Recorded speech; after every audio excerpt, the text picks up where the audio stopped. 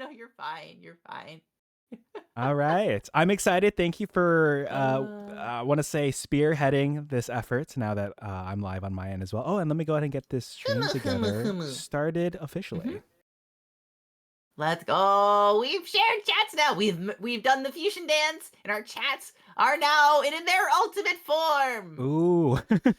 I actually first found out about the fusion dance because in middle school, I think we had to choreograph some dances, and I think the fusion dance might have worked its way in there. And also, you might get a kick out of this. The song we danced to was that temple theme from Zelda. It like plays in that one like Smash Brothers Melee map, the really big one, the really big. Oh, yes. Dun dun dun. Mm-hmm. Like that one. Yes. So I that's remember actually the Zelda 2 theme. Mm-hmm. Is what that's from. But yeah, it was in Smash Bros. That's where most people know it from. Nice. Okay. Not a lot of people have played Zelda 2. Right. I saw it. I've seen gameplay. I'm not sure if I would have fallen into that camp either. I have witnessed it. But yeah, can you introduce yourself to the stream chat here? For those who don't know, although they all should, but for those that don't know, Captain Troy Handsome, can you give a little summary of who you are and what you do?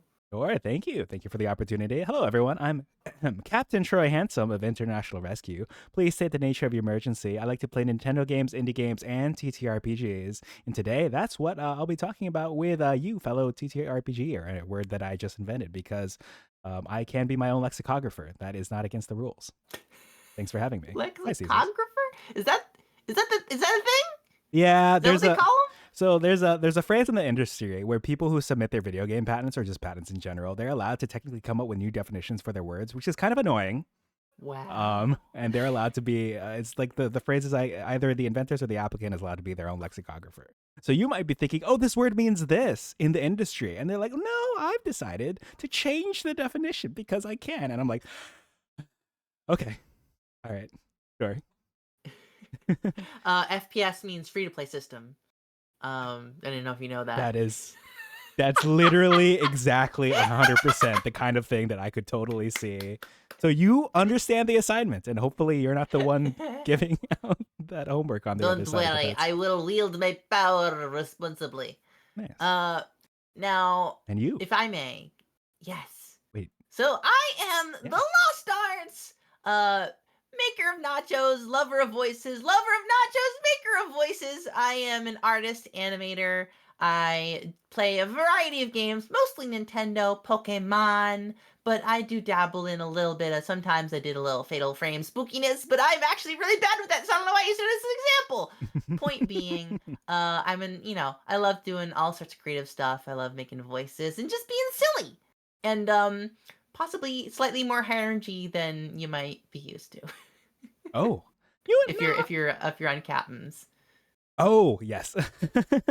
No. I relish people with high energy because it makes me feel. I don't know how to describe it. It makes me feel included. If that makes sense. Well, you are included, my friend. Thank you. You have been. I have entered the space as an ooze, and you are being subsumed. Take acid damage. Sorry, I'm getting flashbacks because. Saving throw. Oh, okay. Well, actually, I don't have any. Do you have your dice ready? I have dice right here. Let me just. Yeah, because we might use examples. We might need some examples. True. All right. Sorry, my model looked real weird real quick. So I have the dice handy that I have they're like red, kind of like glassy in look with trim that looks I don't want to say gold. It's not as strong or intense as gold. It's what were you shaking that in? That was a very like evocative sound. I was just like, was that in a dice jail? That was just my hands. That was your hands. Oh, that was really good. Yeah. Okay. Constitution saving. I can do Foley. Give me a con save using your actual con score. Okay. In real life. That is unfortunate. That is really unfortunate. I assume bards don't get proficiency in con saves. Not that I remember. Okay. I got a 3. Okay, so Captain. Yes. What's gonna happen here is I'm gonna roll some dice. That's gonna be your damage dice. The thing is, you've declared yourself a bard. What level bard are you? You what? I think I'll go with 5. 5th level bard. Okay, so Mhm. you might be able to survive this then, because that's going to be a total of 13 acid damage Oh. as the joint venture of this journey consumes you, and you feel your skin bubbling off. Mm-hmm. Ooh. Oh yeah, this new skincare routine. I got to get on that, and I guess this is Yeah, what the it's people are actually using. advanced exfoliation via inclusion in a friend group. It's a new form of therapy. Anyway, welcome in everyone. We're gonna be Welcome doing in. the Scion update for Unearthed Arcana. It's where we're starting off because it is a new class. Now they have brought this class to our attention in Unearthed Arcana back in the 2014 edition of the game. They have tried bring this forward in the past, and it never made its way to publication. So when in 2024 they published a Scion update, they're like, maybe, but then we heard nothing for a while. Mhm. But now the Scion update, which means they might be very seriously thinking of putting this forward as a new class, the first new class since the Artificer, back in the 2014. What the heck is that's too Oh many man, I have years. not traveled that far into the That's future. but anyway, that's a little background as to the Scion. Thank you for the background. Although I think, or am I thinking about the Mystic? I might be thinking about the Mystic. The Scion might be new. Hold on, pause. Wait. I might be thinking about the Mystic. Is the Scion and the Mystic the same thing? Hold on. Scion, Mystic, 5e. Yeah, I think. Yeah, okay. So I think I might be right. It's just Nice. this is now what they're presenting it forward instead of calling it the Mystic. Okay. Oh right, Grain of because salt. My history lesson might be wrong, and I could be a liar. that's okay. We're here for the meat of the issue. That's a little bit more. That's like history. That's Background. context. What's really Flavor. important is what's on the pages in front of us digitally. Yes.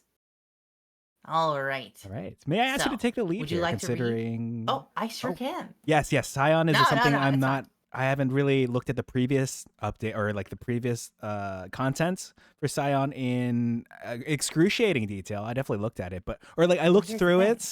it. Didn't personally feel like I wanted to run one of these as opposed to something like a Celestial Warlock or one of the other clerics as we talked about the classes and stuff. So Scion is lower on my list of priorities, but I believe the opposite is true for you. So I'd like you to take the lead here.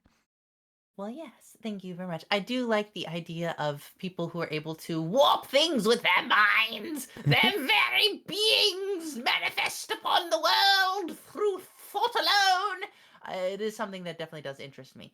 So, luckily for you, they've spelt out pretty much all the sort of background right in this first page. So, let's go over this first page so you can get a little bit of history on this.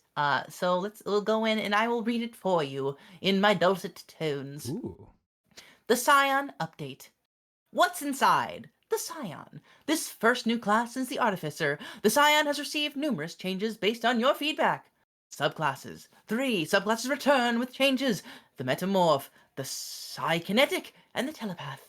Spells. There's a collection of spells, both familiar and new, enhancing the options available to the Scion. And then, generally speaking, this is the playtest disclaimer. We don't need to necessarily go over that. They're just being like, hey, it's a playtest. Play it. By the way, power level may be wibbly wobbly. We're trying to figure it out. Give us feedback. All right. The Scion, a master of psionic power. Scions wield magic and extraordinary powers through the power of thought. They develop their minds as fonts of power that manifest spells and grow stronger over the course of their adventuring careers. You can find everything you need to play one of these psionic powerhouses in the next few sections. What is a scion? Scions are spellcasters who use their innate mental powers to gain extraordinary abilities and unleash the magic of their minds. Scions and their magic, sometimes called psionics, can trace their history back to the appendix of the first edition of the Player's Handbook, and a psionics using class first appeared in the Complete Psionics Handbook of 1991. Psionics have taken numerous forms in D&D, from the alternative magic system options that dovetail with other D&D rules. In 5th edition, psychic power is synonymous with magic, and the power of magic and of the mind flayers, numerous spells, monsters, and subclasses, like the Psi Warrior Fighter and the Aberrant Sorcery Sorcerer in the Player's Handbook. In this edition, the Scion is a spellcaster who interfaces with. I don't know how when I start getting British. It's fine. Interfaces with the magic and spellcasting similarly to the other classes in the game. This UA provides the Scion with unique twists in spellcasting using psionic energy dice and the psionic spellcasting feature, carving out a space to make the Scion stand out among its spellcasting peers. Ah! All right. There you go. Thank you for the rundown. You're welcome. Water. Oh, true. Very important. I had some of that just earlier. Ugh. All right. Would you like to read the core traits of the Scion? Yes, I would love to. Thank you. Thank you. So, the primary ability for the core Scion, or sorry, not for the, because it's a core trait. The primary ability for the Scion is intelligence. The hit point die available is D6 per Scion level, so definitely not like hardy or meaty like the bigger hit point dice. But this is not a D4. Saving throw proficiencies will be this is not directed at anyone in particular, of course. Saving takes throw 1d4 dying damage. True. I mean, it does hurt to step on. All right, for the Scion, intelligence and wisdom will be the proficiencies as far as saving throws are concerned. Wisdom, I believe, is pretty common. Intelligence, I'll defer to you in case any come to mind immediately when you hear intelligence saving throw. Like, oh, yes, of course. Well, this enemy commonly uses that because nothing comes to mind for me. Generally speaking, that is usually anything that is like psionics. So things like mind flayers, the intellect devourers, anything that uses some sort of psychic power tends to target intelligence saving throws. So especially if you're fighting against a wizard, you might. So wisdom and intelligence, those are pretty good saving throws. If you're talking about just mental, if you want to keep your mental faculties, it's pretty good. All right, makes sense. Glad I've got the expert here on saving those. Skill proficiencies. I choose 2 of Arcana, Insight, Intimidation, Investigation, Medicine, Perception, and Persuasion. Very excited for this. Arcana kind of makes sense. I mean, or not kind of. Sorry, that makes it sound like I'm downplaying it. Arcana makes sense. Insight makes sense with the the psionic powers itself. Intimidation, I felt like at first glance I was like intimidation, and then I thought about it. I'm like, oh, if the mind is at play, well, the mind can be weak and feeble, and that's where the intimidation comes in. And there's also the fact that things like the metamorph are basically, have you ever seen Dead Space? Do you know what Dead Space is? I do know what Dead Space is. It's really cool, even though it's not my cup of tea. I really like that the user interface is pretty much integrated into the world itself. So, the monsters in that game series, how they're like the twisted necromorphs? Oh, okay. So that's basically what that subclass is. So intimidation makes sense when you can run around as basically a necromorph from Dead Space. I see. And that game definitely scares me. So that's probably why they have things like intimidation, because you can also, like, when mind speaks into you, when something speaks in your mind, and it's just, it's just like, you will die. It's like, terrifying. Nice. All right. And then, of course, as far as weapon proficiencies go, just simple weapons, no martial weapons here. Armor training, none. No light, no medium, no heavy. And last but not least, starting equipment. You can choose either a spear, 2 daggers, and a light crossbow. Interesting. And then, 20 bolts, case, and a Dungeoneer's pack, and 6 gold, or just straight up 50 gold. Now, Harlan has a question. Yes. I'm seeing here, does it feel like another spell casting class with a different flavor in 5e? I'd like to, I don't know, can I deflect this question over to you, Lost? Because I am not sure I have enough wherewithal for that one. So here's the thing. It feels like the sort of kind of flavor that you might get from, it's kind of an intersection between the sorcerer and the warlock a little bit in my view. However, unlike the warlock, you don't have to worry about daddy issues, and unlike the sorcerer, you also don't have to worry about daddy issues. So basically, it's just like those two classes without your, because you get it for any number of sources, and it's very much dialed into that sort of. Think of it like the characters from the X-Men, the mutants. That's kind of the flavor, I would say, Okay. for this class. Digesting that. I see.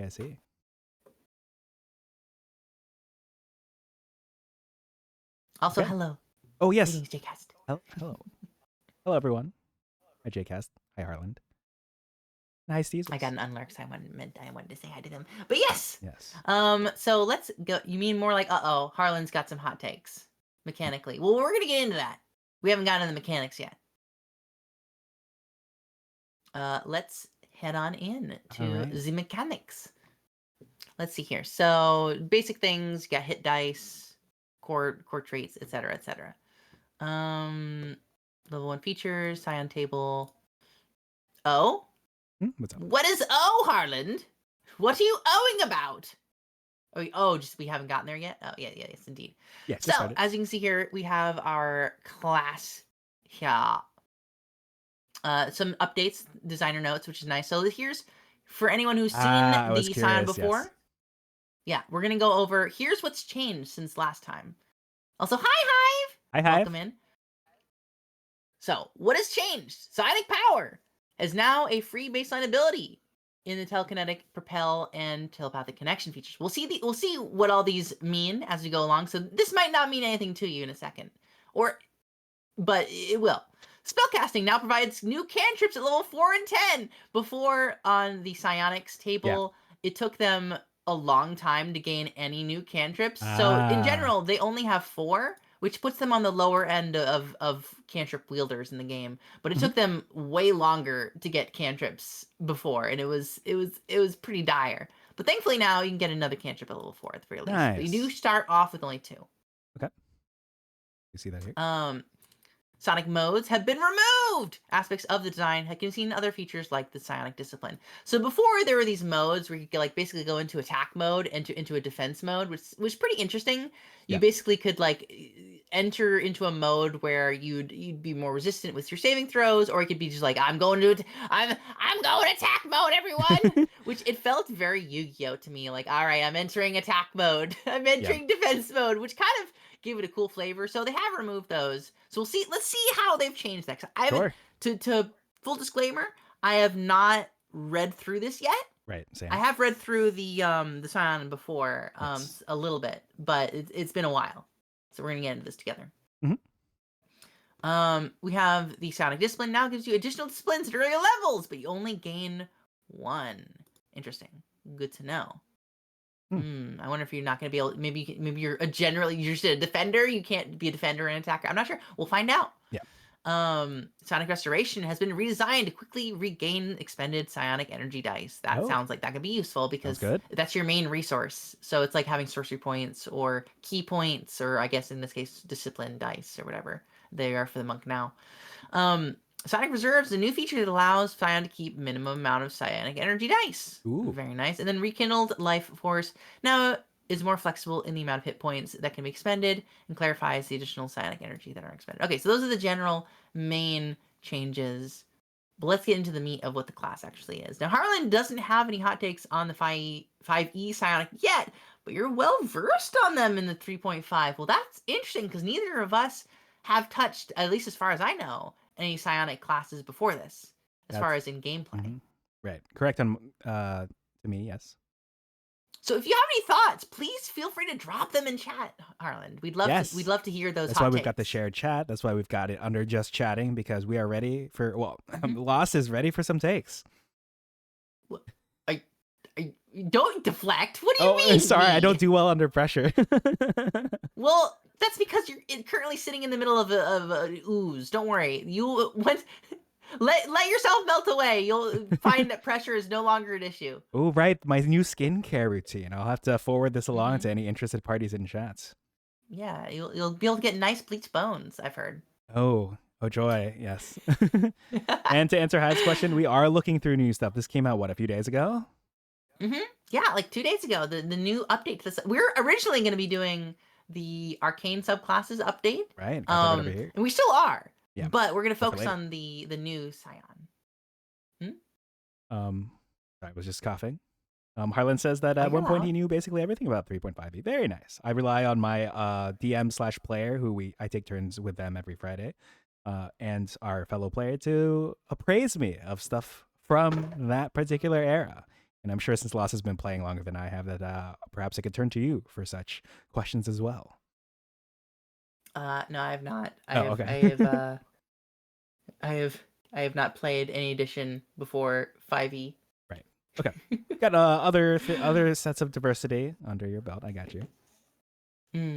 Yeah, I've played Star Trek Adventures, and I've played like Monster of the Week and a couple other TTRPGs as well. But Ooh, like, I've been wanting to pick that up. I wouldn't say I am. I am. Yeah. Oh, yeah. I really want to play Fabula Ultima, which I haven't got a chance Oh, to. It I've got a sounds really mutual interesting. who has been very excited about that, and I imagine Harlan probably might Yes. have passing knowledge, if not thorough knowledge, about Fabula Ultima, given I the Final Fantasy 14 player that he is. my Yeah, my sister and her fiance have been playing in a campaign of that, and they say it's really cool how you're able to combine like these little micro sort of basically what D&D's equivalents of subclasses are together to create your full class. Is basically you're combining a bunch of like jobs systems to create something that is like a in order to Ooh, make a ninja you have like swordsman plus technician or whatever, like that kind of a thing. cute. um it's pretty interesting. I like Now, that. I like that approach to Harlan. classes. Go ahead. Yes. Harlan is saying that that's really normal nowadays. 5e brought a lot of people into sort of baby's first D&D. Sure. You have played Fabula Ultima? Yes! Did you have fun? Yeah, what not that I know what the jobs are, but what jobs were you? Hold on, I have a book Wait, somewhere. Hive, Let me you're see if I saying can they grab my buffed copy of so Ultima. I know they buffed True Strike because they changed it in Don't mind 2024. me, I'm just Okay, recording. all good. So basically True Strike in 2024 lets you use your spellcasting modifier. I know my Stars Druid Adastria used it a lot in my VTuber Adventure League that I was a part of earlier this year. She used that and also could deal radiant damage instead of the original damage, but you're saying they nerfed it to the ground again, so I'm curious. I don't What know where it is. So I'll defer to I you, have it Lost or somewhere. Harlan. I was gonna open up Fabula Ultima so I could say what classes are in there, but I Ah, don't know where I put I feel the that book. because I've also got my content books around downstairs. I've got editions that are compatible with 5e, but as far as my other TTRPGs go, my Avatar: The Last Airbender, what is it, Avatar Legends? That one's stuck at work. Yes. Yeah, mine's currently on my couch, I think. I have not played it. Yeah, I haven't played it It's one of either. those ones I was so excited with receiving, and the whole Kickstarter and Right? everything Yeah, I was so backed it, got exciting, some dice. and then I realized, oh yeah, my play group plays Yeah, D&D. It's gonna be right. I remember your try to situation. convince them to. All right. It's also very it's a little bit different in that there's mechanics involved with social exchanges as well, which is perhaps a little foreign because that's actually to D&D players. 'Cause a lot Yeah. of times for D&D when you're talking amongst your party and doing all that, that's usually like a pause on gameplay Yeah. until you get into stuff. In if I remember right, in the Avatar Legends TTRPG, I Yeah. think there's a bunch of mechanics that involve social interactions and Yeah, stuff. well, that's cute. I'll have to pop that open Mhm. sometime and hopefully find a good group of people to play with that I can easily get going. Hello. Oh man, I think your cough is rubbing off on me. Cough, please. I've been Yes, trying I to would play be. with you for years. Oh right, yes. I'm sorry. No, It you're is. good. I'll have my people talk to. I was gonna say your people, but I sometimes say my years. people are I also actually your. don't know. When did we meet? How long ago has it been since we met? Oh, I'm not sure. Let me see how long it's been since I last followed you. Let me go ahead and click over to your stream. I guess that's one way to look at it. True. What's your follow age? Yeah, it's telling me I've been following you since August 20th, 2023. So it's been at least 2 years. Oh, it has been. Oh, shoot. So it has been years. All right. Makes sense. Yes. We'll get on that. I basically am going to outsource my scheduling in the future. I'm actually just now getting back into the swing of things for my groups. I've got 2 groups that haven't met since December that finally met for like 1 or 2 times this past month. And then Oh, that's great. yeah, I'm it's happy great for in you. ways. It's a little Uh-oh. bittersweet for one of them because one of them was my long-standing Curse of Strahd campaign, and that kind of uh well, I'll say it's suspended. It's on ice. We've gone ahead and done some keys from the Golden Vault, so they're trying to rob a casino right now, which is very exciting. And I'm also gonna use Mm-hmm. that for my other group that hasn't met since like last year. That is also gearing back up, but I'm not coordinating for that. Someone else is, which is why it's gonna be able to get off the ground. But we will definitely get something. I'm in talks with Mm-hmm. someone to get our Honey Heist going again, and I would not be Ooh. opposed to Avatar Legends with you, at least for a little bit. I want to give it a feel, of course. Sure. Yeah. Just like even like a one shot could be fun. Yes, Mm-hmm. exactly. All right, let me catch up in here real quick. Harlan said, in answering your question or my question earlier about jobs, he says he thinks it was like a Dark Yes. Warrior thing, Dark Knight combo. He got 12 class levels. So 6 in one, 6 in the other, I imagine. 6 in something, 6 in something else. Mm-hmm. Um, Makes sense. yeah, Yeah, that's how you basically do it. Is you combine classes to make your theme, which is yeah, what a lot of people do for D&D when they're trying to do like multi-class things when yeah. the fantasy doesn't quite match what they're going for. So they'll do like a fighter 2 warlock 5 build so they get like the action surge or something. Right, yeah. Or the people are like, oh, you want to start with sorcerer and then multi-class back into your other stuff so that your saving throw proficiencies are constitution and the other Mm-hmm. thing. Um, Very Yeah. interesting to me. But yeah. All right. Well, let's get into some more of the class, shall we? Yes, So yes. let's take a look at the features here. So we Okay. have level 1, we have psionic spellcasting, subtle telekinesis, as well as you have some energy dice. It looks like the energy dice go up in a similar way to it looks like maybe like the rogue, because it goes all the way up to 12d12 energy dice at by 17th level, which is interesting. So we start with 4d6 energy dice, and we have Psionic Disciplines at level 2, as well as finally, as is standardized in 2024, you get your subclass at level 3. Right. Instead of some at 2, some at 3.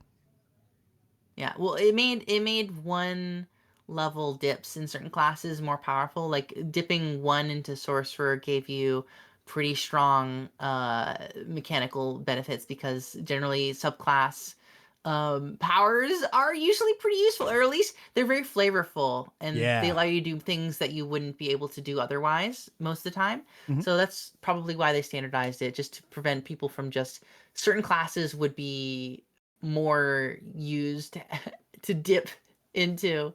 So to avoid a double dipping situation, we gotta make it we gotta make it standardized. Okay. Even though sometimes it doesn't make super sense. Like the sorcerer, you'd think your manifestation of your powers would be, but like I get it. Sometimes the flavor has to take a hit for mechanical reasons. Late bloomer. Late bloomer. Yeah, literally. Or like no, the warlock patron and the cleric. It's like, yeah, I'm religious. Which like I'm kind of shopping around for gods. I'm kind of feeling it out. Like I believe that they're there. I saw them on the horizon. If it was Theros, I saw them walking around. So like I'm feeling like I wanna Yeah, I don't want same to put thing with the labels on any warlock. of this stuff yet. That's probably one of the weirdest parts of the 2024 is just specifically those two classes, and maybe also the paladin. What's your conviction? I don't want to talk about it. Anyway, so then we have the ability score improvement, of course, level 4. We have discipline, restoration at 5. We have our subclass feature at 6. Surge, sonic surge. Well, you know what? Instead of just reading the list, let's just go in and find out what these things actually are, Oh, yes, yes, yes. shall we? Yeah. So at level 1, psionic power. Would you like to read what that does? Sure. I can go ahead and do that. Let's jump over here to Psionic Power, and then after this, we can see what Harlan's up to over here. So, for level 1, you harbor a wellspring of psionic energy within yourself. This energy is represented by your psionic energy dice. Your psion level determines the die size and the number of psionic energy dice you have, as shown in the energy dice column right over here that you were mentioning, the 46, of the Psion features table. So we can see 46 to start, then it upgrades to that D8 down the line, and you get 6 of them instead of the 4. And then so on and so forth. So that's what's going at level 1. Let me scroll down. Okay, let's see. Looking at this, your psionic energy dice are used to enhance or fuel certain psion features. You start with 2: telekinetic propel and telepathic connection. Some of your powers expend the dice, and if you can't use a power, if it requires you to use one when you've expended them all, you'll regain one when you finish a short rest. I appreciate 2024 being stronger about getting some of your stuff back even on a short rest, because I believe druids now get a wild shape back on a short rest, whereas in previous editions they didn't get any back until long rest. I could be wrong. It just sounds familiar to me. Yeah, I think there's some things the druid gets on a short rest now. Yes. Some features that use the energy dice require your target to make a saving throw, and it'll be the spell save DC, classic stuff. Okay, so the two things that you get, not counting the spell casting later that we'll get to with the cantrips and all that. So telekinetic propel, bonus action, choose a larger, smaller creature other than you that you can see within 30 feet of yourself. You got to succeed on a strength saving throw or be moved 5 feet straight towards you or away from you. And if you choose to roll a psionic energy die when you take this bonus action, the distance moved is equal to 5 times the number rolled. So you can basically, just move people around a little bit, which is reminiscent of back when the telekinetic feat was in feat form in previous years. Mm-hmm. But this time, I really like this. Mm-hmm. I was gonna say, do you know why that's really useful? Oh, the ability have you played with someone who's used it before? I haven't played with someone who's used the telekinetic feat. Closest I've gotten is a Swarmkeeper Ranger, which allows you to kind of move people around on the battlefield, and was able to launch someone off of a lighthouse just the 5 feet. But tell me, what's cool. what you got? So the nice thing about it, especially when you're able to choose to fail your saving throw, the nice thing about it is, say for example, your friend is currently grappled by something. Oh, right. You can yoink them away from that grapple. Yeah. Which is very nice to get them free from danger, as well as you can, if you are currently grappled and it's something that you're unsure if your DC or to escape it would be able to get out of it. You can also push the other creature away as well, or sometimes some DMs would allow you to push yourself away from yourself, which is not everyone will allow you to do that, but interesting. But yeah, no. Also, just generally moving your friends across the battlefield as is needed. It's just it's very useful, especially as a bonus action. It allows you to do almost be a mastermind on the battlefield. Yes. Anyway, you make bonus action economy is nice. All good. Mm-hmm. Just want to chime in here real quick. Hive is asking if this is a new class or a new subclass. If you wanted to take this one. A brand new class. It's an entire new thing to play. No longer just subclasses. You can play an entire new class right here for you. Clap, clap, clap, clap, clap. All right. Thank you for the impromptu karaoke or acapella session. Good times, good times. Thank you. Mm-hmm. All right. I'll finish reading out telepathic connection and then get back to chat. So with telepathic connection, you've got telepathy with a range of 30 feet. As a bonus action, you can roll one of your dice for this, the psionic energy dice. For the next hour, the range of your telepathy will then increase by a number of feet equal to 10 times the number rolled. So again, we're up here. We're starting with 6s, so you can increase by 10 to 60, and then eventually 10 to 80, and then 10 to 10, and 10 to 10, 100, and then 120 feet. But this is an increase on top of the original range of 30. So down the line, much to your DM me's chagrin, you could talk to people 150 feet away. The first time you use this bonus action after each long rest, you don't expend the psionic energy. So you get one for free. That's pretty nice. But then all other times you use it, you actually do expend the die. I appreciate that. A little bit of for free use. Also why I loved Magic Initiative so much in addition to 2024, but also prior to 2024.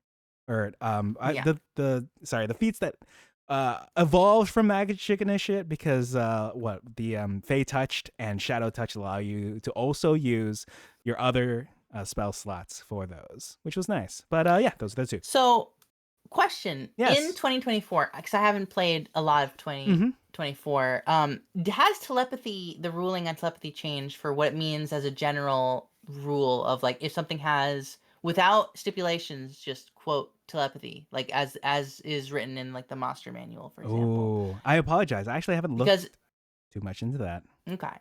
So, because in 2014, if you had telepathy, it said in the stat box as telepathy. It means you'd be able to speak in any language, basically, in like telepathically, not in any language so much as you can telepathically communicate with anyone who can understand any language. Right. For example. So it doesn't matter, say if the thing doesn't know common, it doesn't matter because you have telepathy. So if that's the case in 2024, This is a very, very nice, even though normally it's got a little bit of a ribbon ability, like, oh, you can kind of talk silently. No, it means you can talk to pretty much any creature Hmm. if that still stands.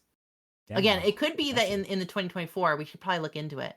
Um, see if that is any different. In fact, let me while you keep reading, I'm going to go and look that up. Okay. While you're looking that up, I'll also address chat here real quick. Hive says that he's tried to do the pushing yourself thing once. Let us know if your DM did or did not allow it. And Harlan mentions I should also note that I'm a rules lawyer, but also the forever DM. Well, I feel you there. At least that for one of those. Which of the two? Probably the forever DM. Yeah.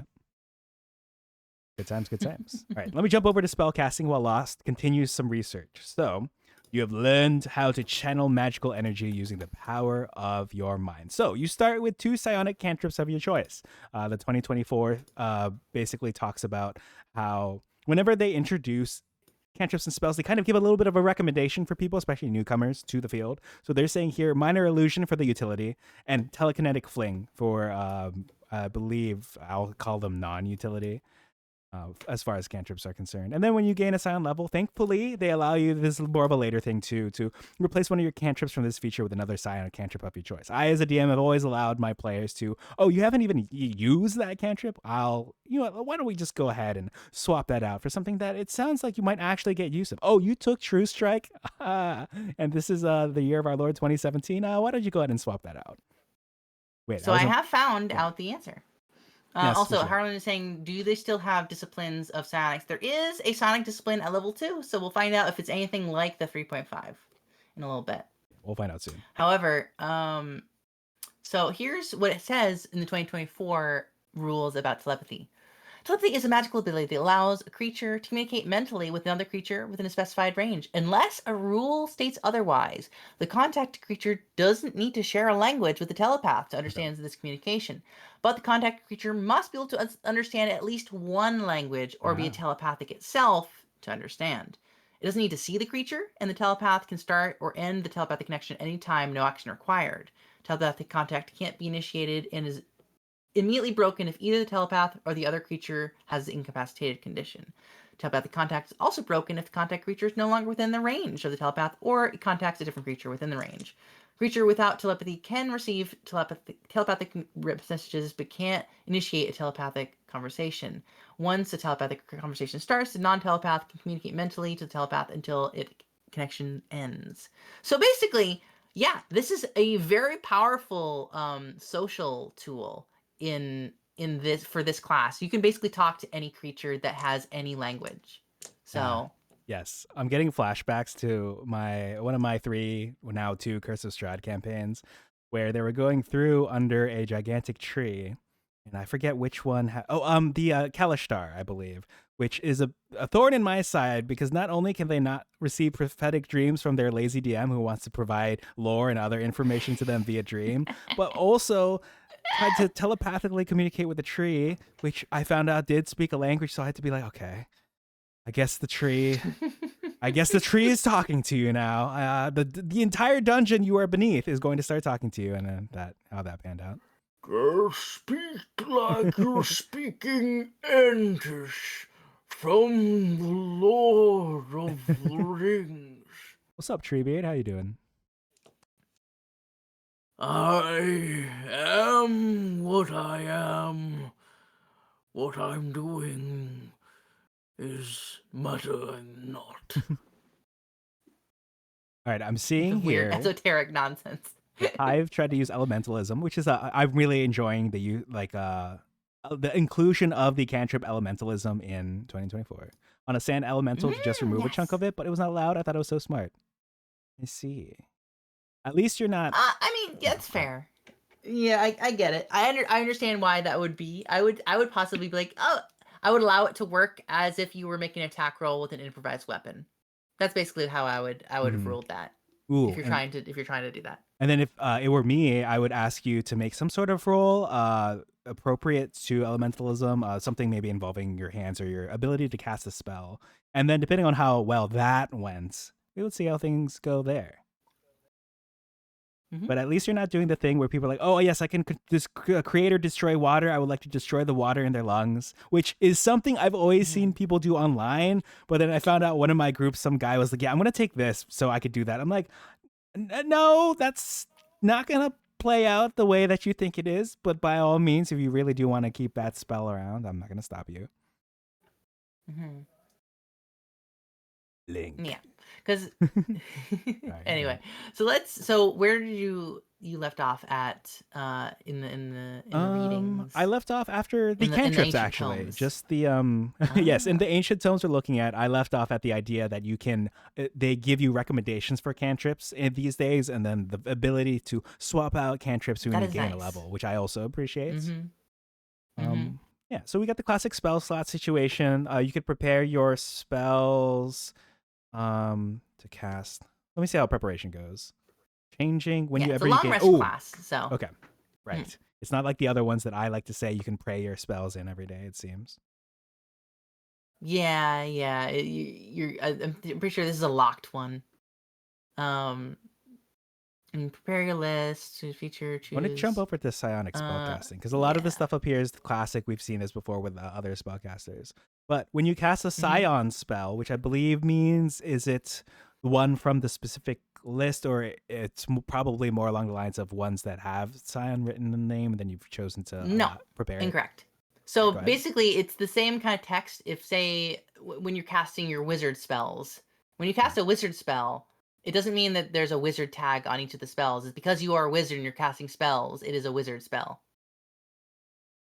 Mm-hmm. So when you cast a scion spell, so as a scion, when you cast a spell from your anything gained from this class, basically, that spell doesn't require a verbal or material component, even if it has a V and M in its components tag, except material components that are consumed by a spell or of a cost. So basically, you know the subtle spell meta magic from sorcerers? You do that without any resources.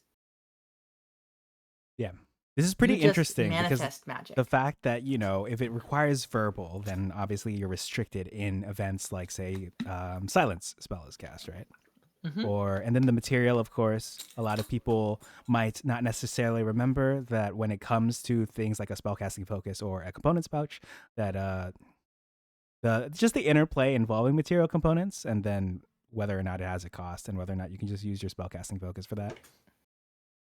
Yeah, no, I've always enforced that if you have a focus, great, then you don't have to worry about it. You have to make sure you're holding it in your hand, unless it's a focus that you can slam into a weapon like there's certain ones you can like fuse to stuff, or if you're like a paladin and stuff like that.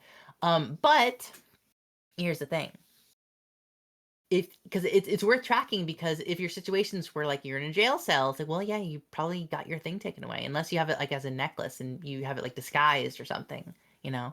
So it can have a lot of interesting interplay. I Mhm. personally always have material components tracked. And I think that's I do understand where it's a bit of crunch, where some Mhm. people may just not want to. Mhm. It is an element though of balance. I think it's important. Mhm. Plus, I think it's good for flavor. I've actually got an NPC that I've seen a different mod kind of apply to it, that she has a spellcasting pouch, but that if that gets taken from her for whatever reason, she does have a focus hidden in her sleeves that they theoretically don't know about. Like a little Wow, layer of defense. nice.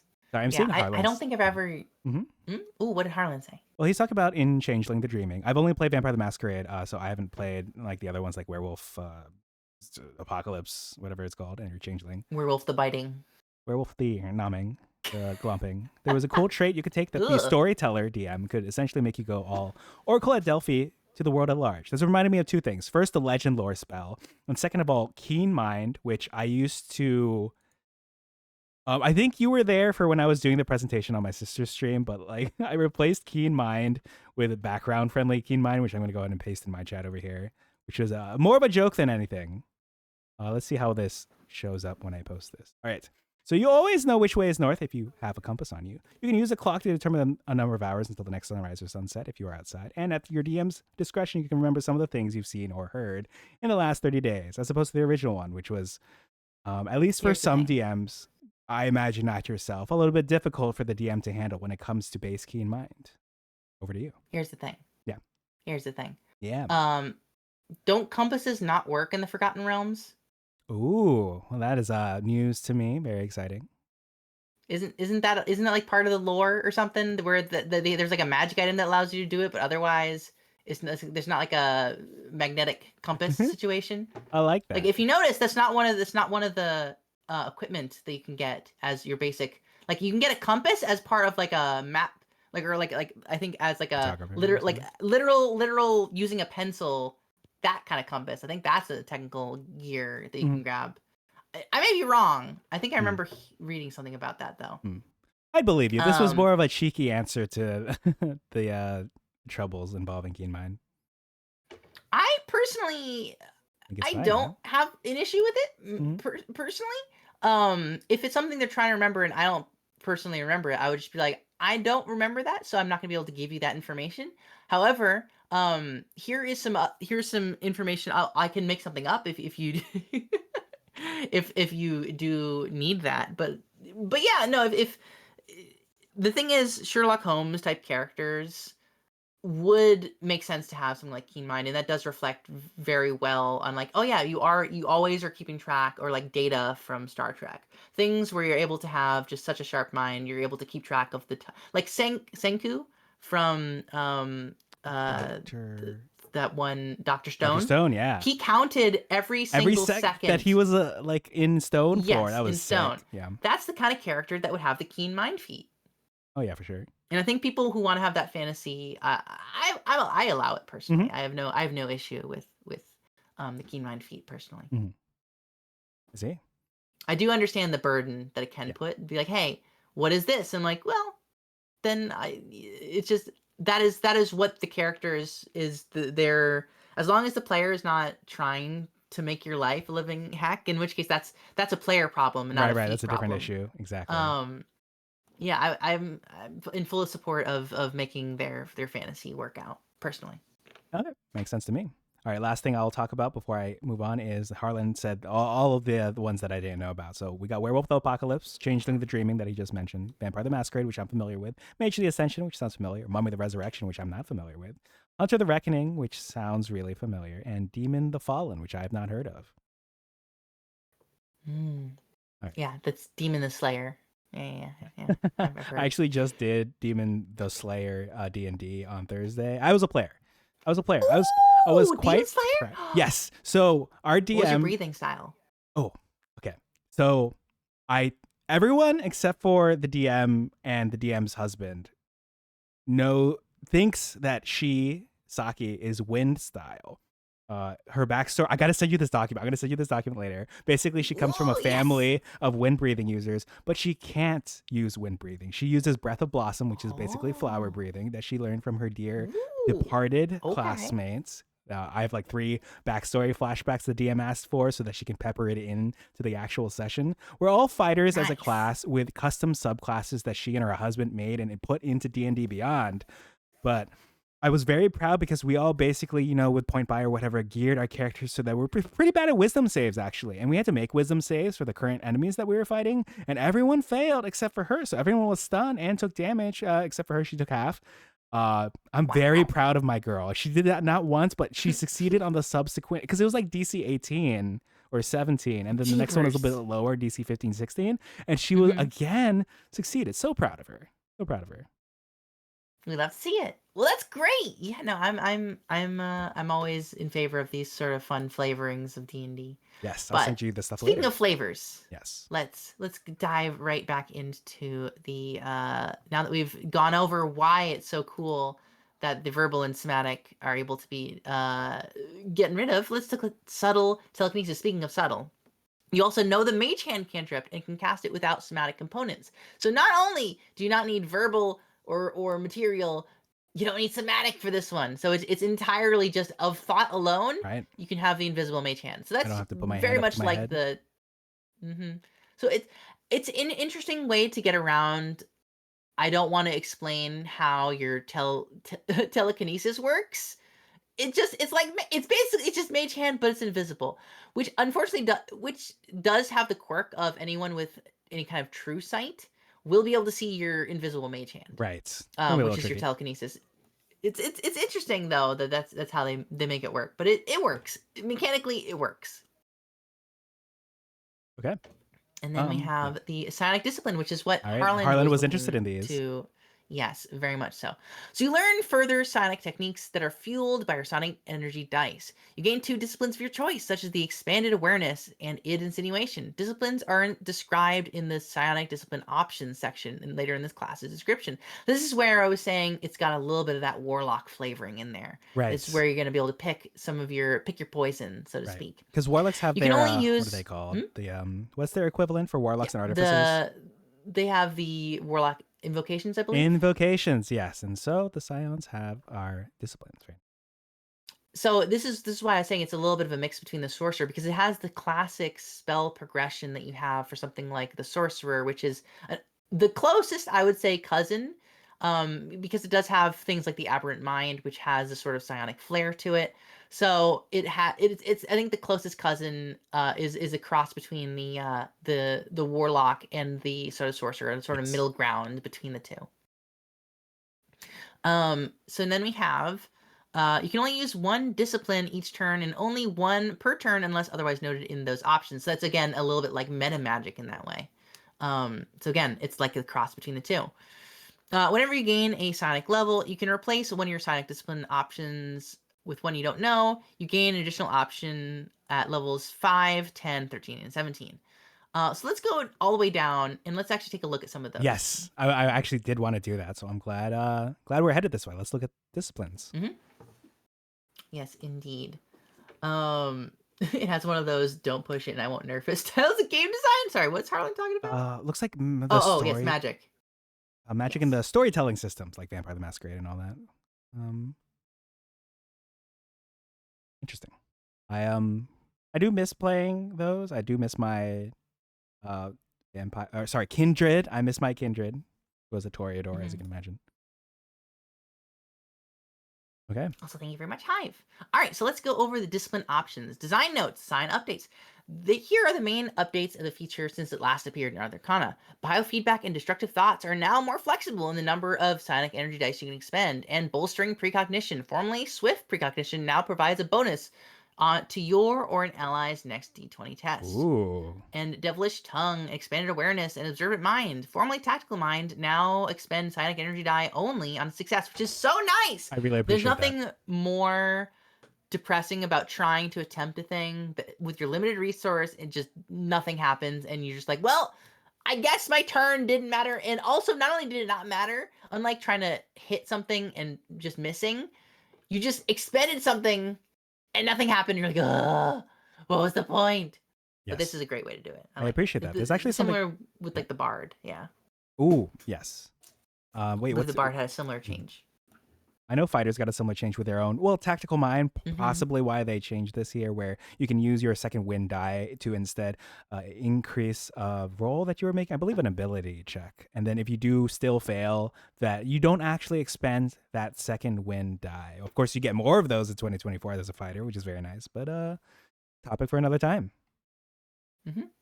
All right, so here are the different psionic discipline options. We have. Did you want to read them, or do you want me to read them? I'm interested in reading at least some of them. I'm interested in reading a few, and then I might have to take a break on my end if there's maybe That's we can fine. see how far we get. Okay. Do you want to take a break now before we get into them? Ooh, okay. Or... Ah, man, I feel kind of bad because I know Harlan and others in chat might be very excited for these disciplines. I could do maybe. Yeah, we could take a little break. I want to take a little break, and then when we get back, we'll go like all in. I almost said like whole hog or something on the disciplines. This is one of my favorite things about classes like this, whether it's the Warlock Invocations or the Artificer Infusions, just a way to pick and choose and really make it your own. So I'm excited to see that for Psion. Agree. But yes, take your rest or whatever you need to right. do. And if you do, are you going to go on a break screen, or am I entertaining your chat? I was planning to go on a break screen, but if you were planning to entertain your people, I can. No, it's fine. I can also go on a break, and we can do the ad break. Okay. Yes, I'll be doing that. All right, chat. We'll see you all in about like 3 minutes, and then people in the future on my end shouldn't be long of a break at all. I'll miss you lots. Bye.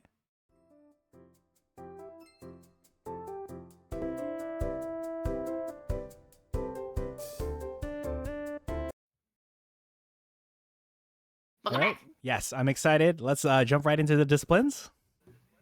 Mm-hmm. All right.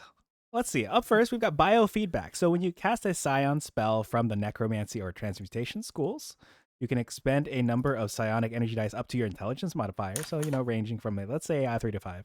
Roll them and gain a number of temporary hit points equal to the total number rolled plus your intelligence modifier. Minimum of 1. We love a good source of temporary hit points to start, since you can roll these dice. And, to start, we have D6s, right? So let's say 3, 4, 7. You could get 10 temporary to start if you choose to roll 3. And then once you get up to level 11 beyond, what is it, like 5, 6, 11, 16? But you would probably use more, 20. It seems to scale nicely. Over to you. Yeah, I like the idea of you casting a spell of the psionic or transmute things that affect the it's necromancy and Right, transmutation. life. You get to absorb the energy. It's always a good fantasy. Ah, yes. Good All old, right. yeah. We got bolstering precognition. When you cast a Psion spell from the Abjuration or Divination school, again, more flavors of schools, you can expend 1 psionic energy die. Roll the die you choose, and you can choose a creature you can see within 60 feet. It can be yourself. Until the end of the next turn, the creature gains a bonus to the next d20 test it makes equal to the number of dice. Equal to the number rolled.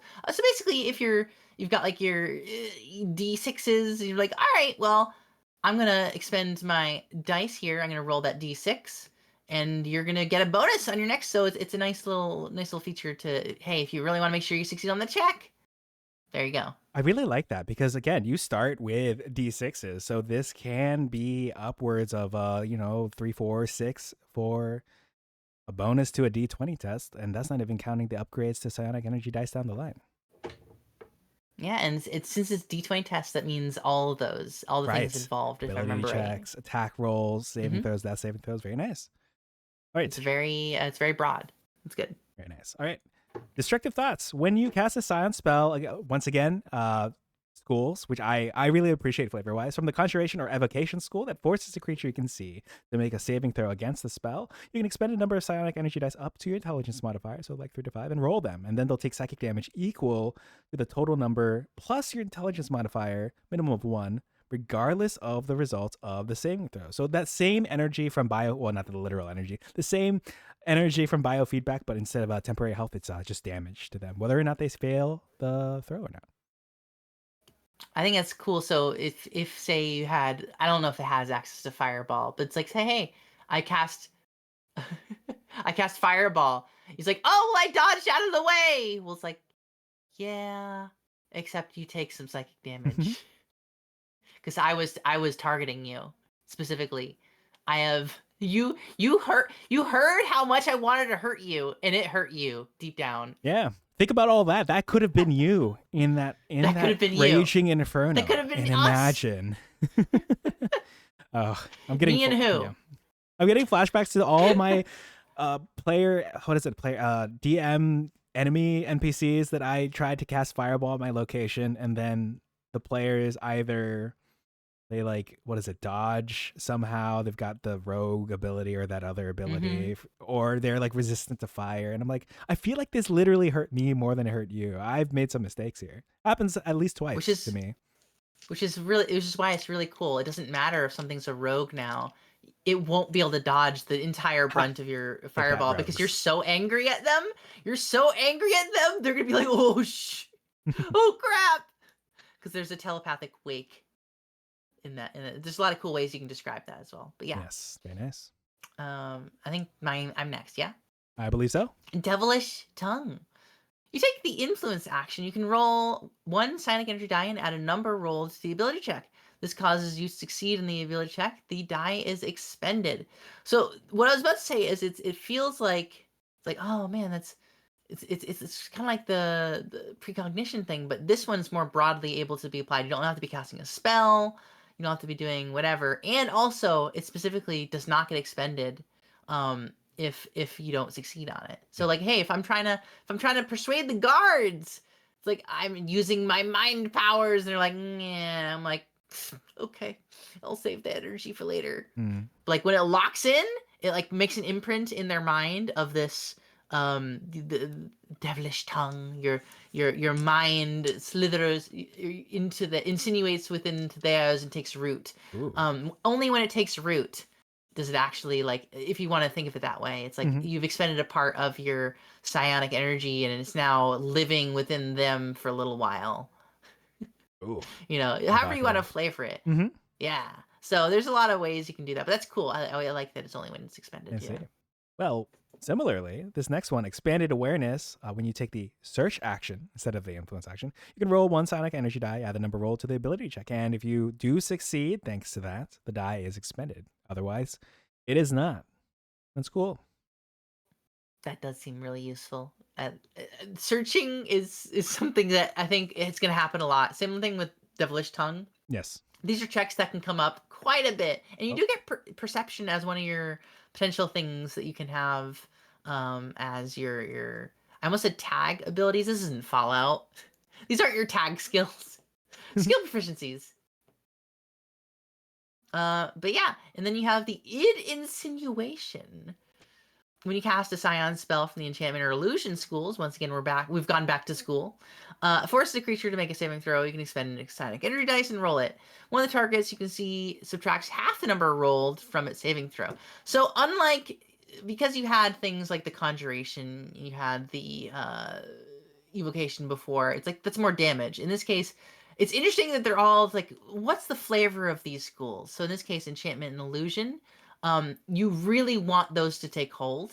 Yeah. So things that are like, you want to be able to have a potent illusion or some sort of mental enchantment upon them. You want those to really stick.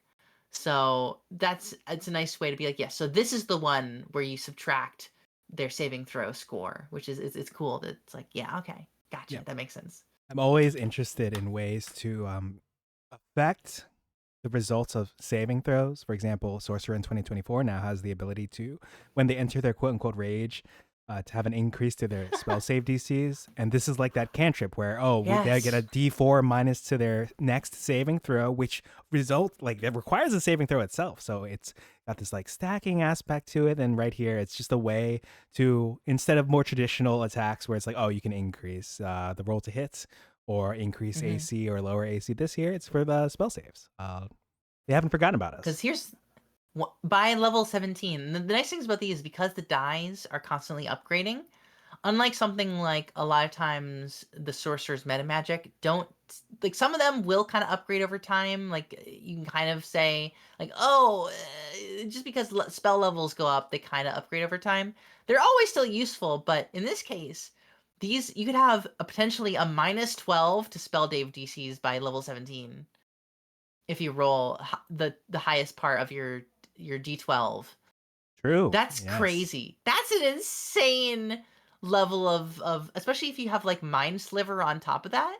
Right. That's another Minus 21. D4 and so a minimum of 2 minus 2, which is already pretty detrimental, to a total of potentially minus 16.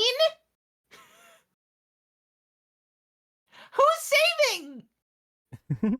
That's terrifying. That's a big swing. That makes the illusion and enchantment coming from a Psion very scary.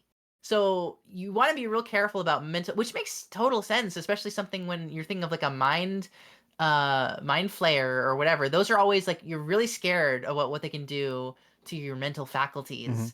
This is that sort of in a nutshell. Yeah, I'm excited to see how this one plays out, especially because they've made more changes in 2024 to kind of like say, all right, these illusion spells, they're going to have to make this specific check against it. And hopefully it's more of like a little bit of a like even just for minor illusion, I believe the spell descriptions changed to kind of, because a lot of DMs, I think in 2014 and beyond, it's hard to tell. How could they tell that barrel was real? Yeah, that's good. And I'm glad they have more, because that's one of the things about illusion. They're either way overpowered based on the DM's interpretation, or so worthless, why did you even take them? Yes. Depending on how they interpret it, which is very swingy, just on the whims of the DM. So having actual rules to crunch it a little bit, that's good. Yeah, he's Mhm. nice. All right, I'm excited for So this from a next one. 2014 perspective, that sounds nice. I haven't seen it come into play too much just yet, but I'm sure it will. Yeah, if someone's playing a Psion, you might just see a lot of that Mhm. coming up. You had I think you're on the next one. I believe so. All right, this next one speaks to me a lot as someone who either has played a Battlemaster fighter or is a fighter who has taken the feats that allow me to take on the Battlemaster techniques. But when you make an attack roll with an errant aim against a creature and miss, you can roll one psionic energy die and add the number, so it's 6 and then up to 12 to the attack roll. If this causes the attack, sorry, not 1 to 12. If this causes the attack to hit, then you expend the die, just like the other ones. So I really like this. It's kind of like I didn't quite make it. Well, let me just adjust this. Putting my hand up to my head, even though I don't actually have to do that as a scion, and it does actually connect. I think what's nice about this is that it has like 2 layers of protection. You don't have to apply this on the onset so Right. you have to No wasted if you already hit. fail before you even are triggering this to be like, I really want it to work. And then you have the other threshold of like, well, if it doesn't work, no worries. That's so nice. It's so friendly. Mhm. All right. And now we have Observant Mind. We take the study action. You can roll 1 psionic energy die and roll the number on the ability check. This causes you to succeed in the check. The die is expended. So let me take a look. So what was the search one? The expanded awareness? This seems like this is just, they're basically like if you want to do search versus study. They seem like otherwise they work the same, I think, Mhm. as far as mechanically. Yeah, it seems pretty identical. Yeah, okay. So they're about the same. So all our thoughts. The thing is, I think study. Does it come up more than it did in 2014 for like I guess investigation. I guess investigation checks do come up a decent amount. At least in my games, they do. Um, so I guess yeah, study would be pretty good. Yeah, actually, I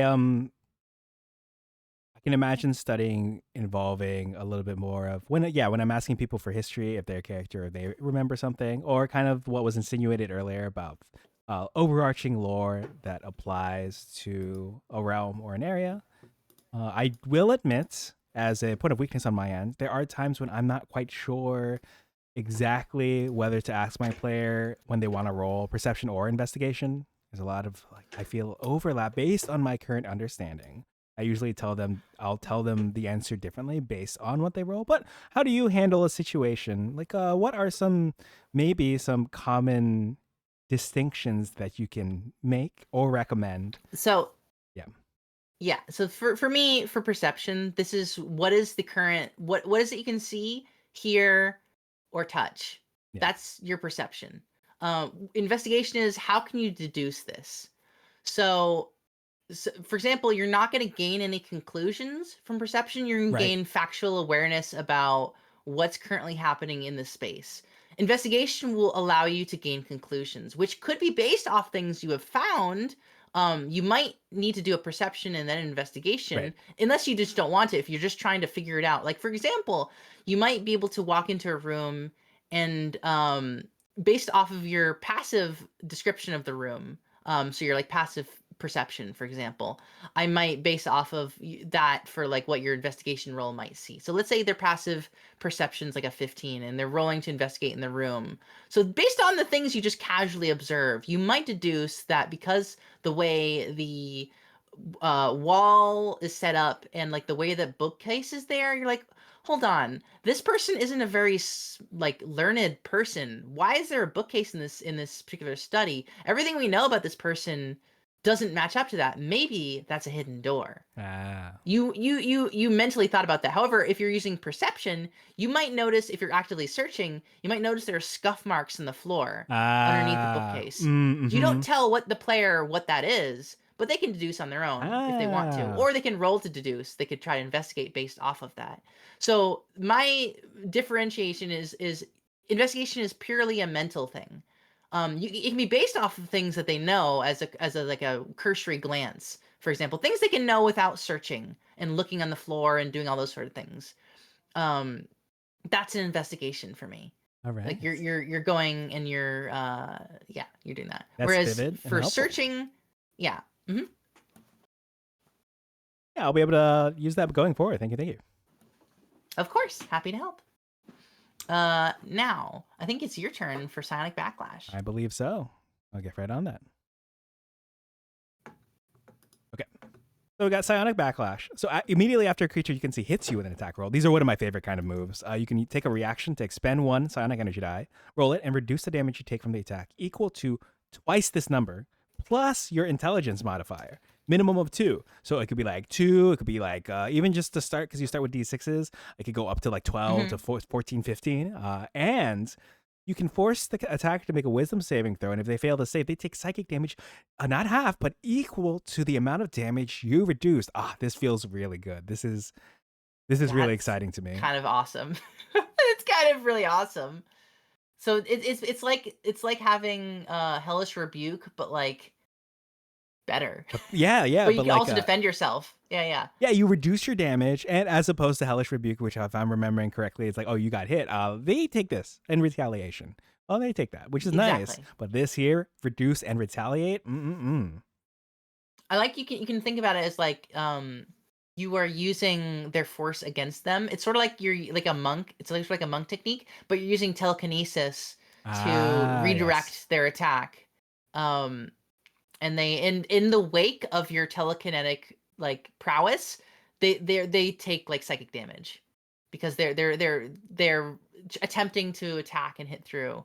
It's because specifically it is hits you with an attack roll, so it's like a physical blow. So that's why I'm thinking it's sort of like you've got that sort of force field that you're able to push and redirect away from yourself, which is cool. I love that. Me too. I think that's my favorite so far, actually. Yeah, it's pretty cool. I'm not gonna lie, it's pretty cool.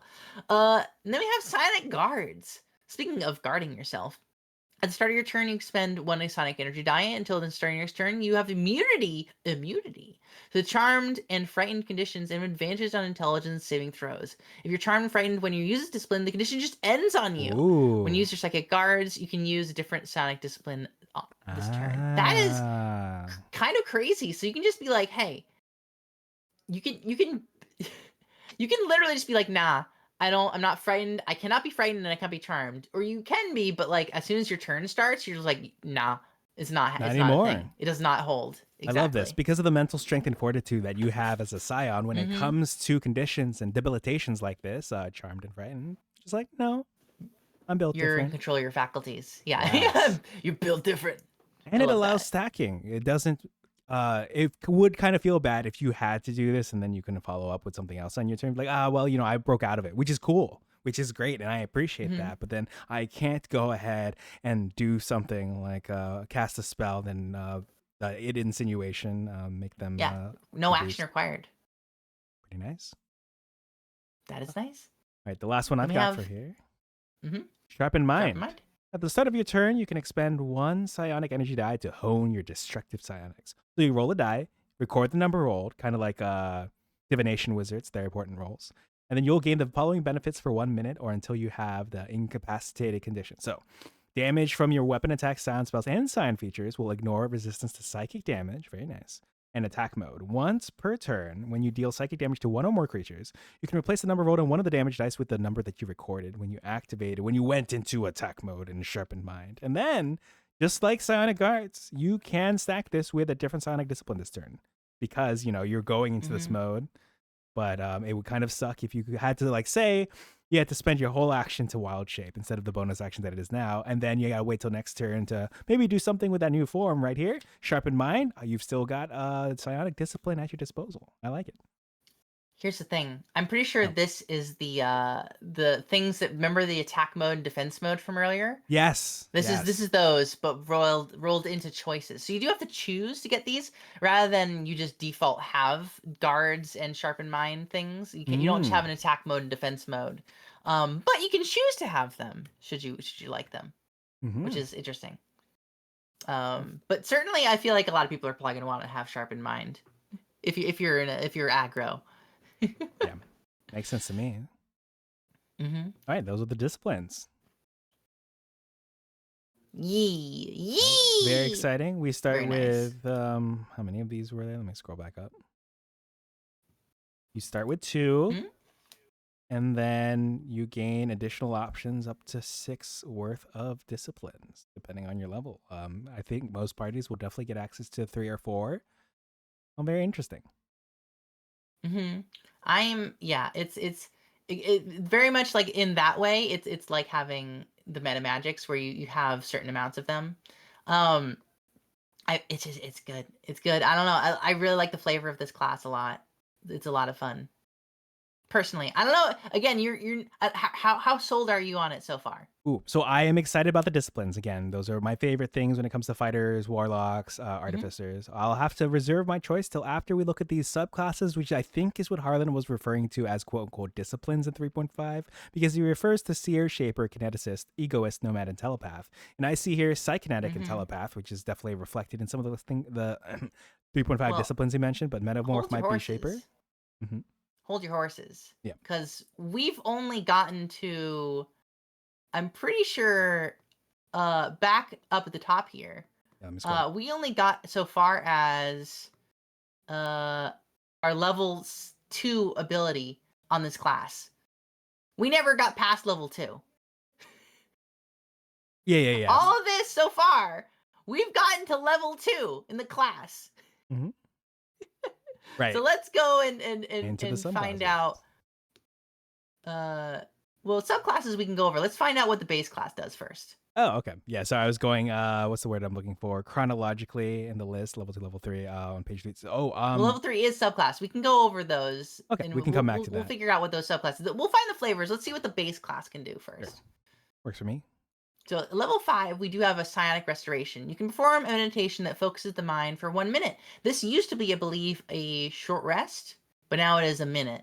At the end of it, you regain your expended psionic energy dice. I assume that means all of your expended psionic dice. Once you use this feature, you can't do so till finish a long rest. So it's kind of like the wizard's ability to regain some spell slots. But in this case, you're regaining your psionic energy just after a minute, which is really nice. You can do that Nice. once in a day. Um, well, long rest. Um, which is, I don't know, especially since we've seen the psionic disciplines are so useful. Um, you really want to be able to use them. So having, once you're at level 5, having a little bit of refresher on that. So that's a little bit of wizardy flavor. So there's some wizard in there. I see you.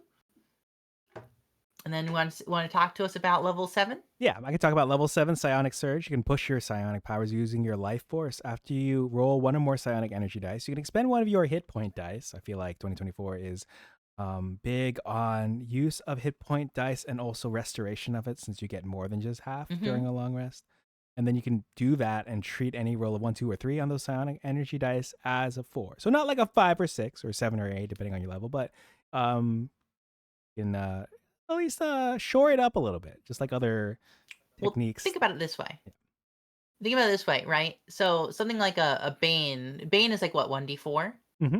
Or something like that. This is guaranteeing what would have been maximum on Bane.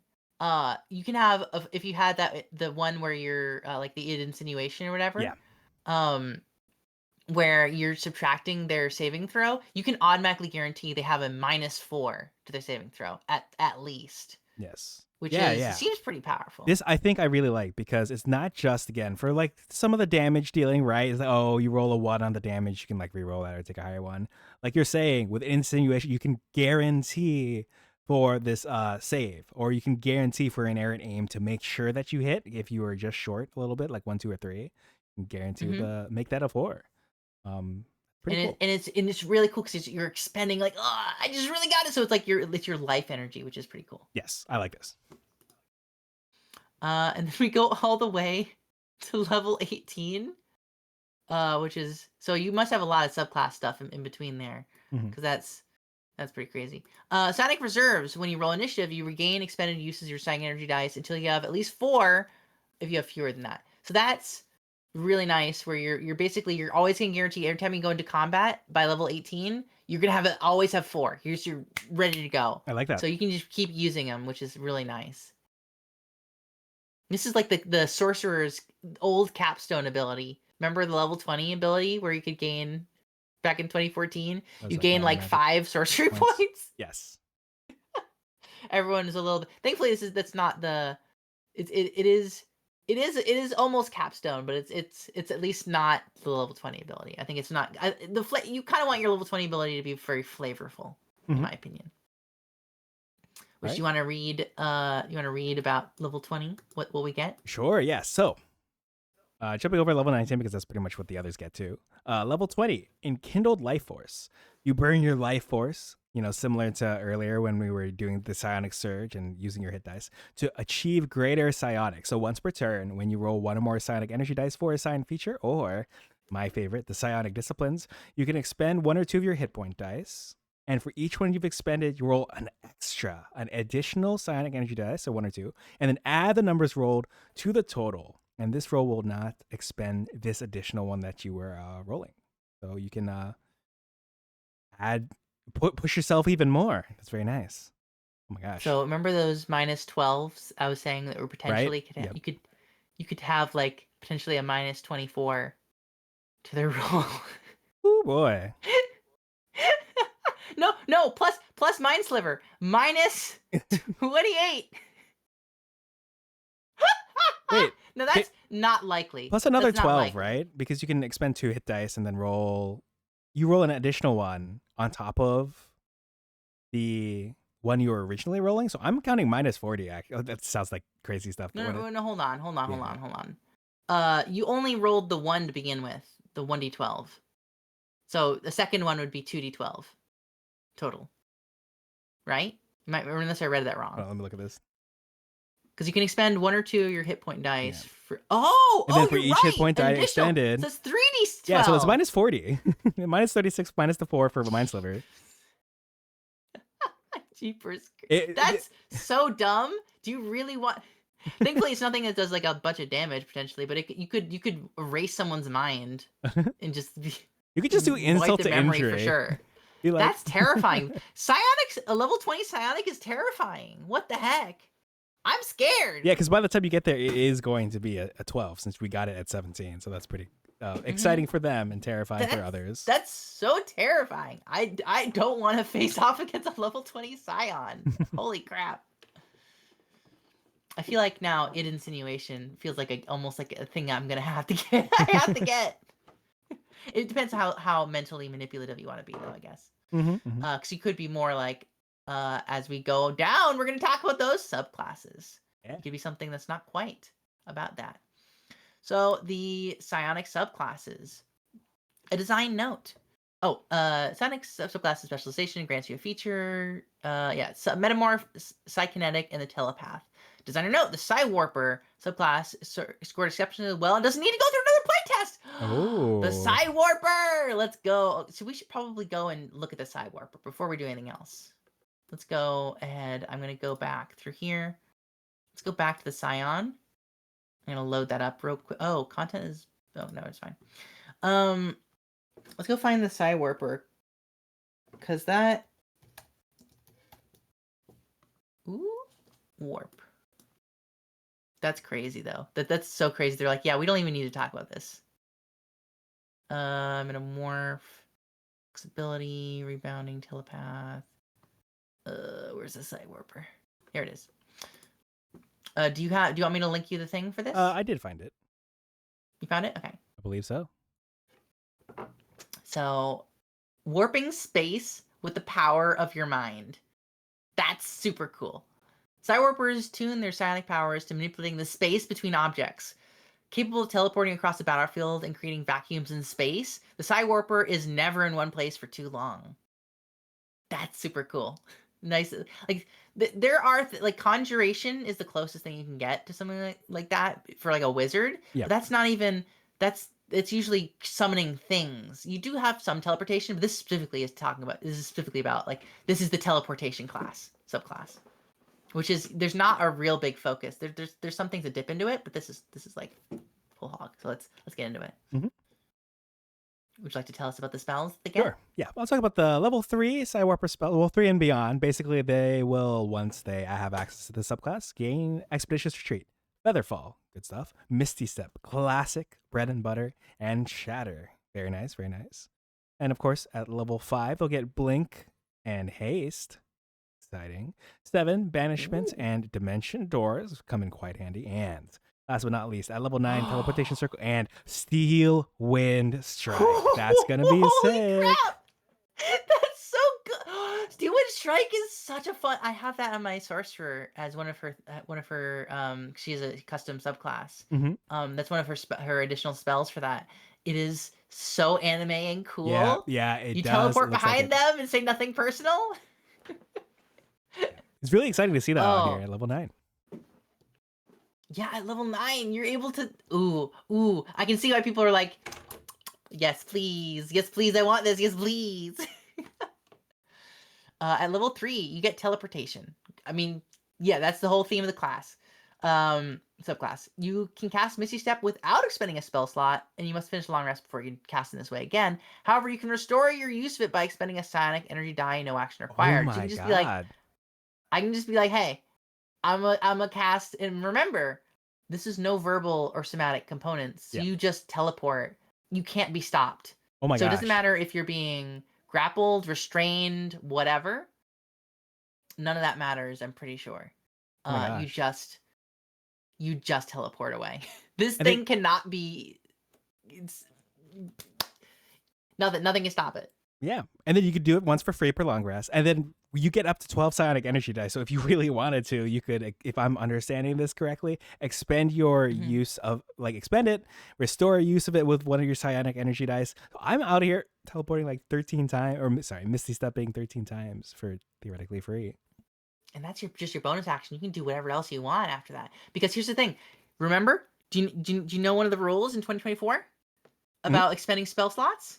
What you got You for can me? cast other spells. Because it's only when you cast a spell with a spell slot is your restriction that you can't cast another leveled spell. So that means you can always teleport and then cast another spell. So you can teleport behind someone and cast a mental manipulation spell, or you can cast a this or a that. You can just do that as so many times. That's crazy. Nice. Harlan has some thoughts about Right. Steel Wind Strike. Yeah, it looks like. He says that. Yeah, sorry. No, go ahead. You want to go? No. I must rest. He says it comes from the Ironheart discipline of 3.5's Tome of Battle. I don't know what that is, but also known as the Tome of the Weeaboo Fightan, the Book of the Ruined Melee. Well, that's fine because they kept the coolest part. They kept the coolest part. So I'm not even mad. I ain't even mad. Steel Wind Strike stays. But I'm glad it is as anime as we thought. Right. Would you like to tell us about Warp Propel? I'm very excited. So, Warp Propel. When a target fails the saving throw against your telekinetic propel, which, as we all remember, it's like 5 feet, push or pull, or if you expend a psionic energy die, it can basically increase that. Instead of pushing it, you can just teleport it to an unoccupied space you can see within 30 feet of you that is still horizontal to you. That's pretty cool. That's because again, you can just battlefield teleport manipulation. someone off the edge of the cliff. Holy crap, that's terrifying.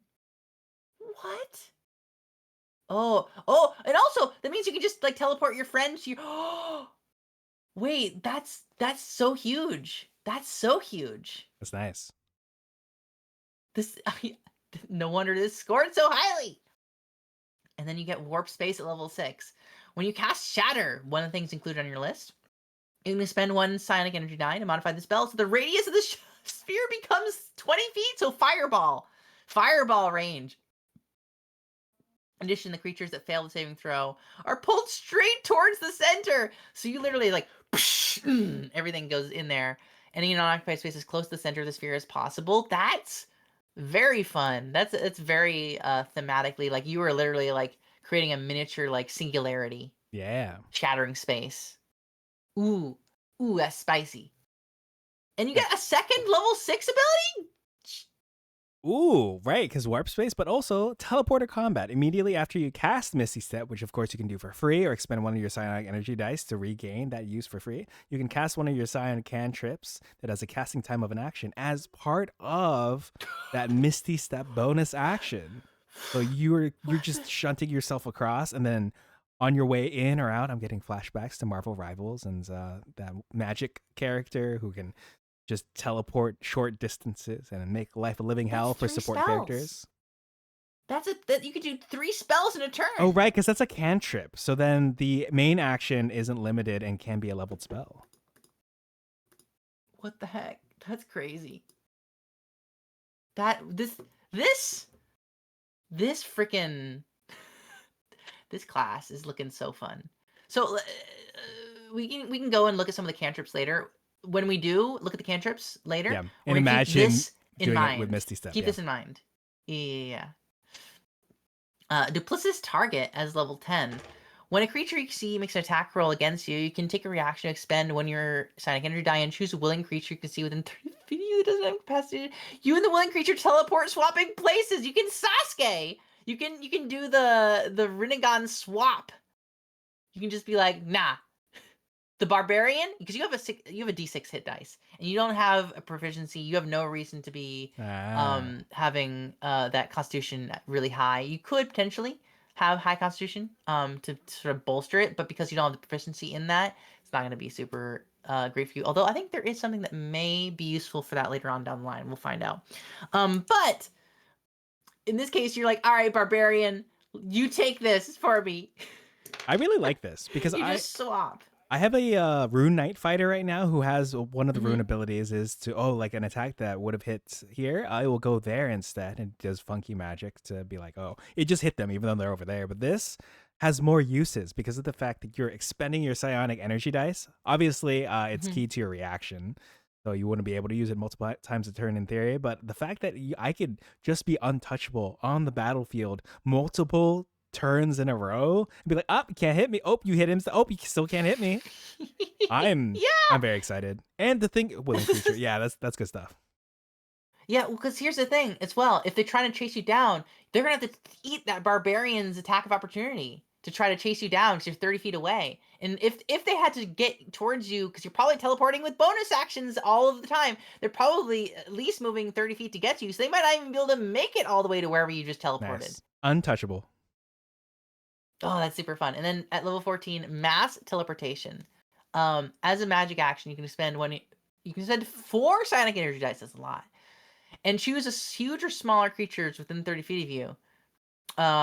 Huge or smaller creatures, any amount of huge or smaller creatures. Oh, okay. Up to a number of creatures equal to your intelligence modifier, so you can have up to 5. Each of the creatures is teleported to non-occupied space you can see within 150 feet of you. An unwilling creature that succeeds on a wisdom saving throw against your spell DC is unaffected. So you could attempt to do like teleport someone 150 feet in the air or away from you, or everyone else. You can teleport everyone up a cliff, or you could teleport everyone out of a building. Like, all right, we're all in jail. Yeet. We're gone. We're out of here. We're Our out. entire Good thing party they left these is bars gone. in here. That's so good. Holy crumbs. Nice. Oh yeah, Psywarper. I can definitely see why. I know we've only looked at one subclass so far. It's clearly my Scion frontrunner. Yeah, no kidding. That sounds super fun. I want to play that too. Imagine as like a pixie as a fairy Scion Psywarper. Like you're already this annoying little hi. I would probably go for like a telepath for something like a fairy, but still, this sounds like a lot of fun. So let's go into the next subclasses. Let's go all the way back. All right, back on the page. Let's see. Would you like to read us what the metamorph's all about? All right, so I do remember the metamorph from the first iteration of the class that came out earlier this year, I believe. But as far as the description goes, your mastery of psionic powers turns inward. Your own flesh becomes like clay to you, and you mold it into the perfect vessel for your psionic powers. Experience manipulating your life energy also enables you to adjust the life force of friends and foes. All right, I appreciate Terrifying. these design notes. This is why I'm saying this is like the necromorph. Because I'm pretty sure necromorphs from Dead Space are because of like this like mental energy from this artifact. It like warps their flesh. Whoa. It's like that's terrifying. Anyway, want me to read the design notes? Yeah, sure. Yeah, I'd like to ask you to read that. Let me see what's different. So the design notes for the metamorph. Here are the main updates since the last night of here in Northern Arcana. The mutable form, formerly the extend limbs, now grants temporary hit points from expended psionic energy die. Ooh, okay, interesting. We'll have to take a look. I mean, maybe we'll compare the two. Organic weapons now regains its form until you change it or of the unconscious condition. In addition, magic items that provide benefits to organic weapons will appear in future products if the subclass is printed. Whoa! Wait. Oh, interesting. That's cool. Magic items that provide benefits to organic weapons. So it's trying to be like, hey, just so you guys know, because this is probably people are like, oh, this is not as good. You're not gonna be able to get a magic weapon for this. There's no real point to why would you want to do this when you can just get like a fire sword instead? Why do you need this? Yeah. So they're promising like, hey, by the way, there will be things that will affect this, so you can actually have like a +3 to hit or whatever. Yeah. You know, your thing. Appreciate that. That's nice. A nice little thing. Flesh Weaver is a new feature. We'll have to find out what that is. Flesh weaving is terrifying sounding. Life bending weapons now provides additional damage without expending your psionic energy die. All right. How many subclasses so far? We've only gone over one so far. But I think in total there are 4 on offer for the class, at least in the Unearthed Arcana. Yeah, let me peek real quick. In the original one, it had Metamorph, Psywarper, Psykinetic, and Telepath. And yeah, like we were saying here, they didn't. Psywarper was fine. It was great. And so they talk about 3. So like you said, 4. And we're talking about our second one right now. So what are those metamorph spells? And the reason I'm really happy that you're doing the spells is because you've played and used these spells in 2024, and I have not. All right. Yes. Let me get going here. So we got Alter Self at level 3, which is the first one. That is quite interesting. I'm thinking about my party that it's another one of those hybrid. It's like, oh, we do 2024 when possible, sometimes a little bit of 2014, where we've used a combination of Alter Self and Disguise Self at the same time, because Disguise Self is like illusory, right? But then Alter Self is more of a physical change, and we have access to that because as an Artificer Alchemist, I can basically make a little potion for free or expend a spell slot to make. Oh, but I have her themed as a chef. So she's basically like mixing this stuff together. She's got the thermos. She's using the torch for creme brulee as her firebolt. It's good times. Oh, that's so good. I love that so much. Fun. I have my Artificer has the chef feat as well. Oh my gosh, twinsies. Yes. Nice. All right. We got Cure Wounds. Can I make an aside for a second? What you got? In a recent session, my character has been a little bit upset because the rogue never eats her food that she prepares. So she's been working to like make them better and better. She's like rolling like she's like rolling 30, 35, 40 to make like really good rolls on her cooking to make stuff. And eventually she confronts the rogue. It's like, so why aren't you eating my food? It's like, he's like, I worry if I ever ate it, I would never be able to eat anything else again. It's too delicious. I'm terrified. I'm like, so she's gonna have to make bland food from now on for the rogue specifically. Oh, well, that's cute. Anyway, sorry. I thought you'd find that amusing. Yes, I do find it amusing. All right, so we got Alter Self. We got Cure Wounds. They doubled basically the healing in 2024, which is very nice. So Cure Wounds, Inflict Wounds, and Lesser Restoration. Oh, level 3. Yes, that's interesting. I'm seeing that here. You're familiar with manipulating your own life energy, but also those of friends, as per up there. Very nice for level 3. That makes sense. That's 5. Really nice to be able to like get rid of diseases and all that kind of stuff. Actually, does Lesser Restoration still get rid of diseases? Right, because they changed the dynamic when it comes to diseases. They changed that. I'm not sure. Yeah. But anyway, you can get rid of stuff conditions. Right.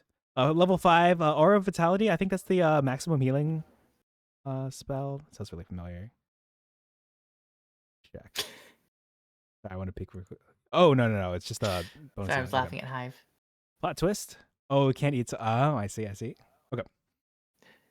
Haste, which I tried really hard just last night to knock the wizard out of haste, and I was unsuccessful. I tried my best. Well, sorry, out of concentration on the haste on the barbarian. Would have been big for me, big stonks, but I failed. Oh well. Stonks.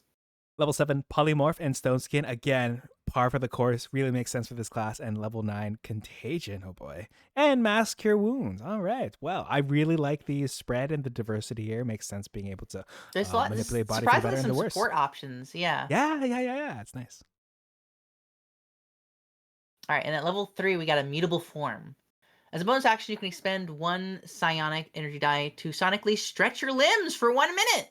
Hi, Monkey D. Luffy, King of the Pirates.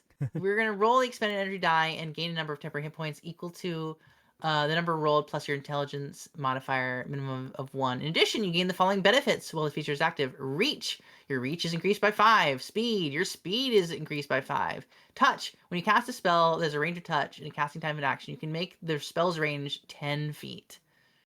Yeah. So you can really you're using gear 2. Your speed is increasing and you're able to punch people from farther away. So if you're a bugbear, you're schmoovin'. You're schmoovin'.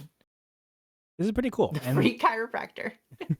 It's reminded me of the psionic discipline that does grant you temporary health and just being able to manage both sources in case one goes down, and then if you go into this form, and obviously the other one was, you need right school here. I'm excited about the sources of temporary health here. Indeed. All right, looks like we got a very core feature coming up at level 3 again. In addition to mutable form, we've got organic weapons. I'm getting flashbacks to Beast Barbarian right over here, but let's see what's going on here. You can shape your limbs into weapons. As a magic action, you can reform your free hand into one of the following organic weapons: Bone Blade, Flesh Maul, or Viscera Launcher. When you take the attack action, you can use this feature before you make the attack roll. Oh, as action. Well, that's nice. Your limb retains the form of the organic weapon until you take a magic action to change it into another organic weapon. You have the unconscious condition, or you return the limb to its previous form. No action required. Let's see what's going on with Bone Blade. A blade made of bones springs from your forearm or extends from your hand.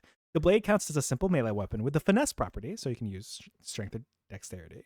And it deals 1d8 piercing damage on a hit. You have advantage on the attack roll you make with the blade if at least one of your allies is within 5 feet of the target. Think like pack tactics and flanking, but doesn't matter about direction. And the ally doesn't have the incapacitated condition.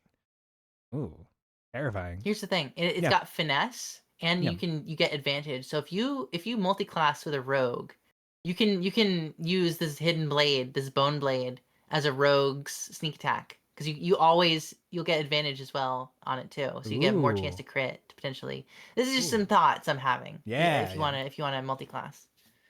All right, next up, after Bone Blade, we've got Flesh Maul. Your fist and forearm coalesce into a hardened mass of flesh and bone. All right, so it solidifies. It counts as a simple melee weapon, just like the other one. Deals 1d10 bludgeoning damage on a hit, and a creature hit by the maul has disadvantage on the next strength or constitution saving throw it makes before the start of its next turn. So imagine the follow-ups, imagine the implications, now that they'll have disadvantage on their next strength or con save, which are pretty common saves. As a reminder, you're doing these with attack rolls with your intelligence modifier. You skipped over that earlier, but you're attacking with your intelligence. So like the Artificer's Battlesmith subclass. Oh, I see. Instead of using strength or dexterity. Okay. I see.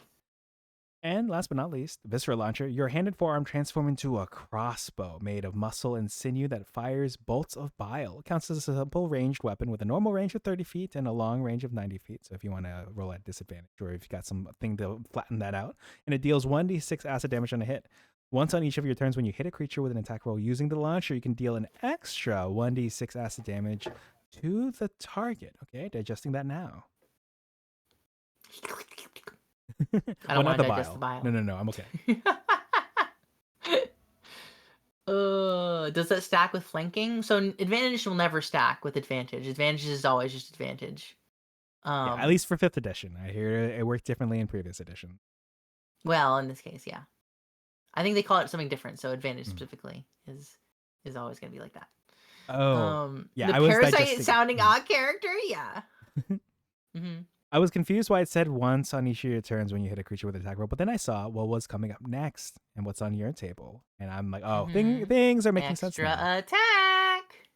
In addition, you can also cast one of your psion cantrips that has a casting time of an action and place one of those attacks. So it's giving you not only extra attacks, it's also kind of giving you um what is the fighter, the arcane Eldritch fighter, Knight. Eldritch Knight. It's giving you kind of Yeah. the Eldritch Knight ability as well.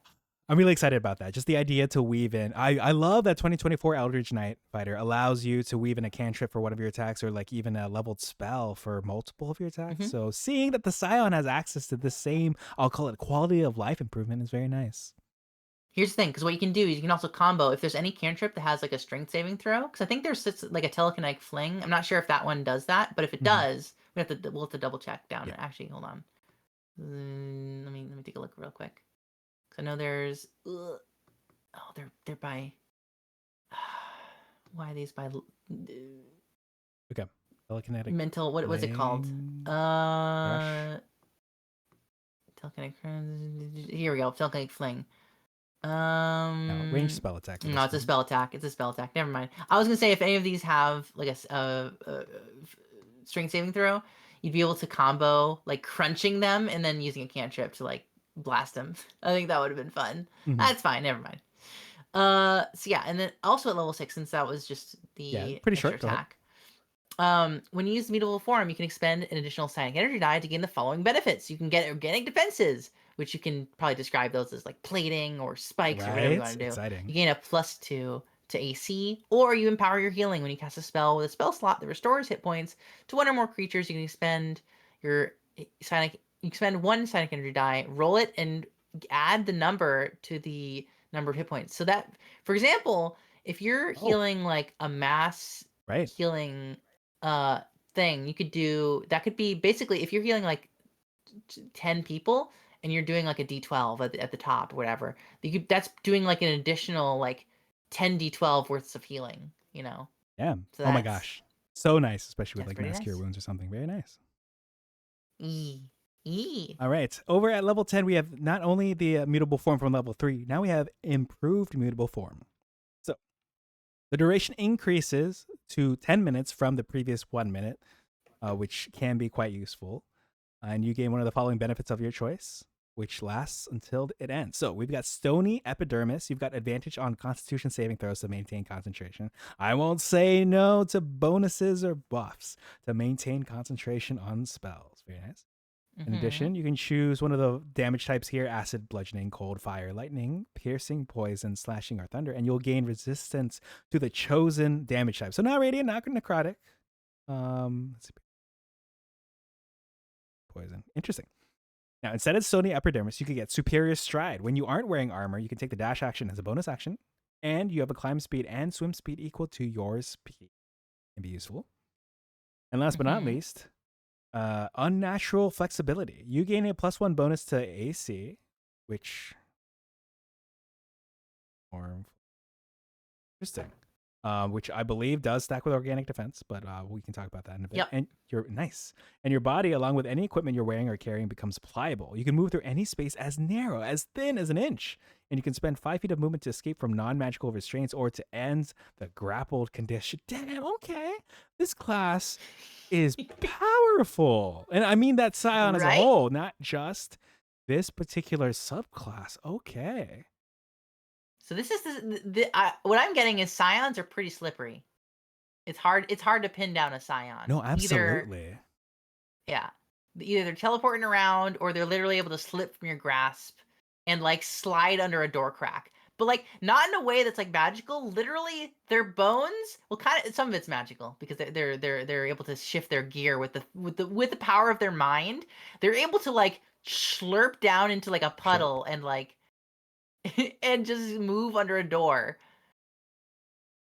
They're able to flatten their PNG Mhm. and just like and Yeah. just slide under. They can flat Stanley is Yeah. what I'm saying. I'm really seeing basically what you mentioned earlier during the stream about the X-Men vibes of just there's so much flexibility, and I actually, no pun Mm-hmm. intended there, with which mutable form you take, which organic weapon you take, which improved mutable form you take, which stacks on things like Flesh Weaver.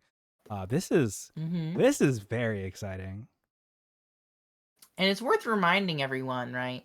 This is a full spellcaster. They can go all the way up to 9th level spells. Oh my god, This I'm isn't.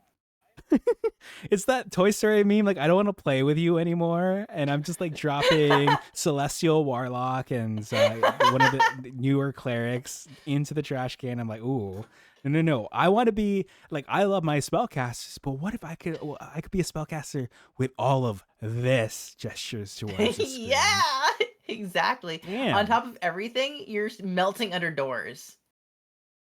Yeah. Like the X-Men. You're not only Xavier.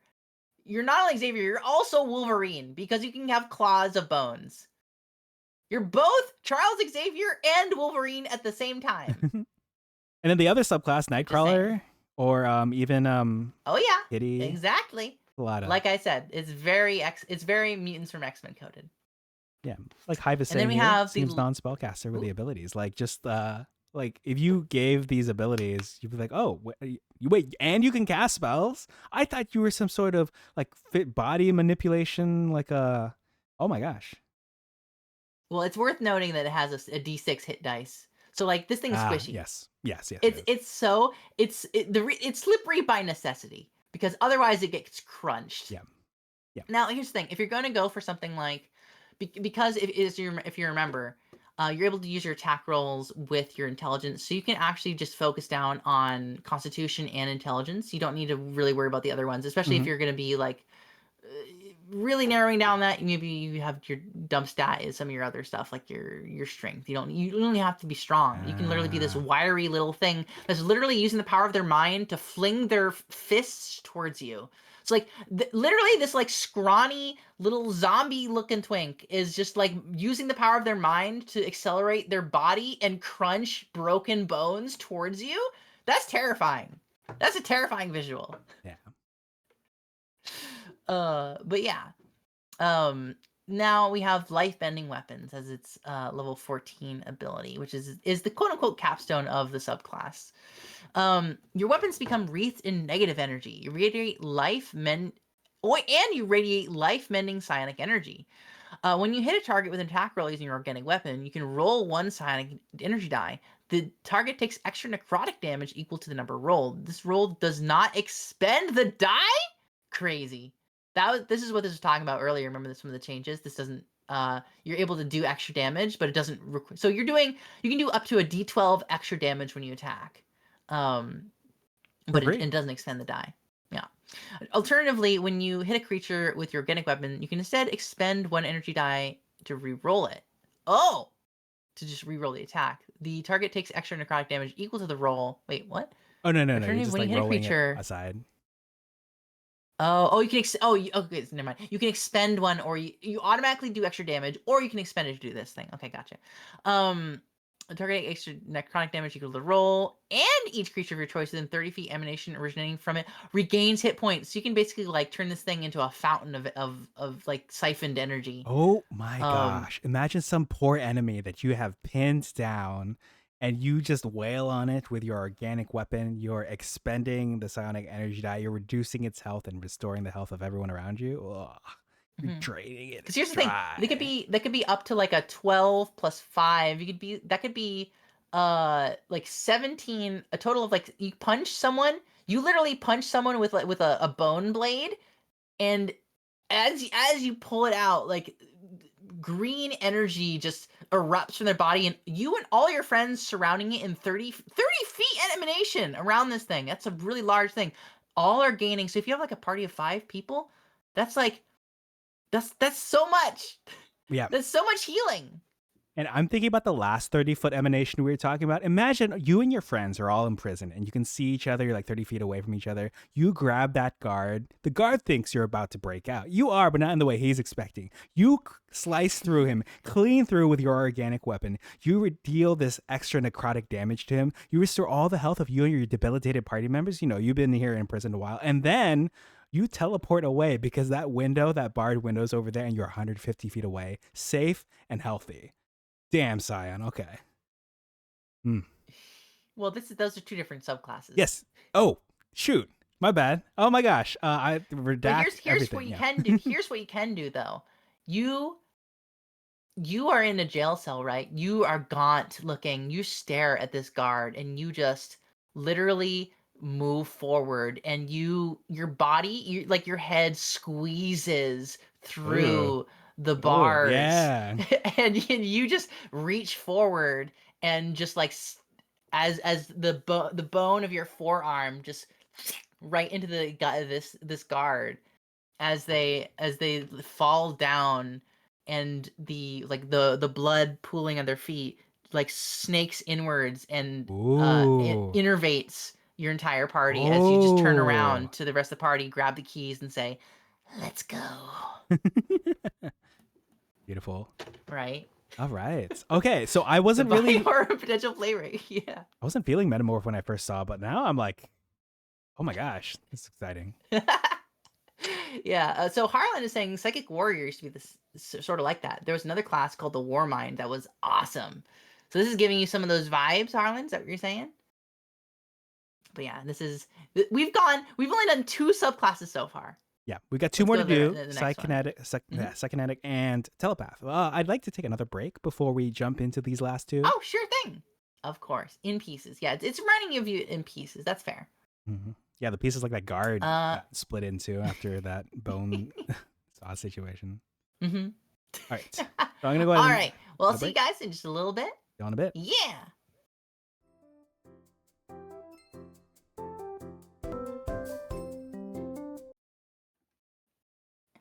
All right.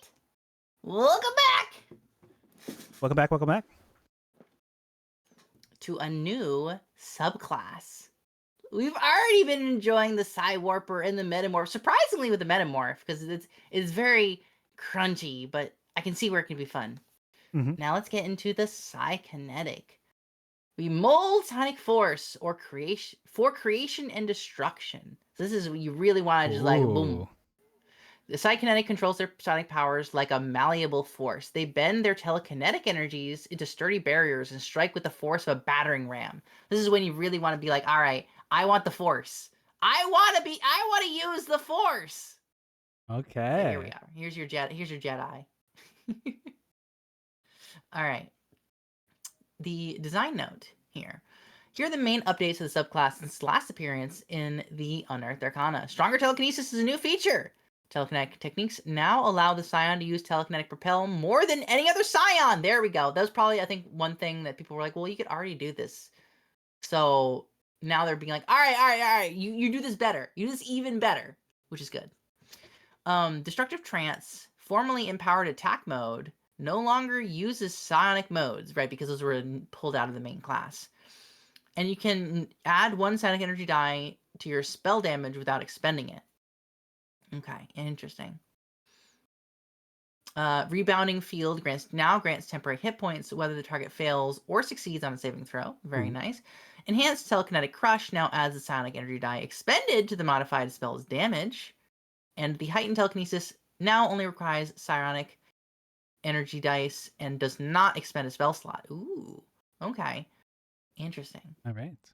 Well, speaking of spell Let's slots, know about the spells. Yes. So, Psykinetics always have these spells prepared: Cloud of Daggers, Levitate, Shield, Bread and Butter, and Thunder Wave. Ooh. Of course. At level 5, we get Slow and Telekinetic Crush, which is going to be listed down below. For level 7, we got Resilient Sphere. I actually don't know how to say this name. And Stone Shape. Odaluk. And then level 9, Telekinesis, and a classic Wall of Force. There you go. Very cool. And level 3, I'll read these both. When you cast Mage Hand, its rage increases by 30. Let's go. When you cast it, and it can carry up to 20 pounds. Oh, what? Boy. Oh, that's exciting. There you go. Now you can carry your fairy friend. Be great. You can finally pluck them by the wings and toss them aside with your mind. As the gods intended. All right, telekinetic techniques. When you use telekinetic propel, you can roll a 1d4 and use the number rolled instead of expending an energy die. Oh, interesting.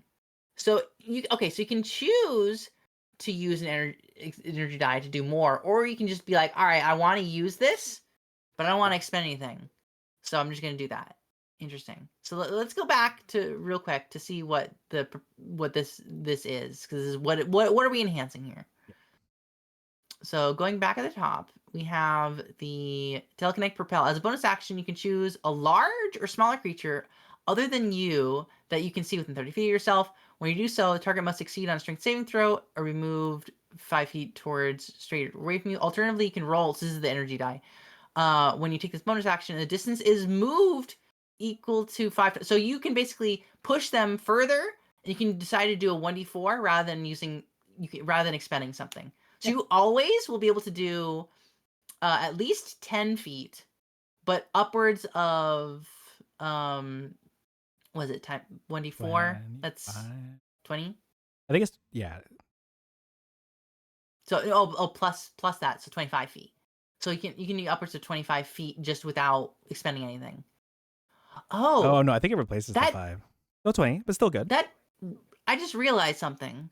I never thought about this, but this when you telekinetically propel someone, think of that D12 for a second. Oh yeah, what was it? 12 times 5, was it? Yeah. All right, 60 feet. They're just gone. They're just gone. Yeet. They are yeeto-deletoed. I love that. All right. Anyway, let's go back down to our psychonetic. In addition, when the target fails a saving throw against your telekinetic propel, you can impose one of the following effects. All right, here we go. On the target. So not only are you pushing them at least like 25 feet potentially, you can boost. The target speed is increased by 10 feet until the start. Oh, you can push your friend. So if you're a barbarian, you're going in front of your barbarian.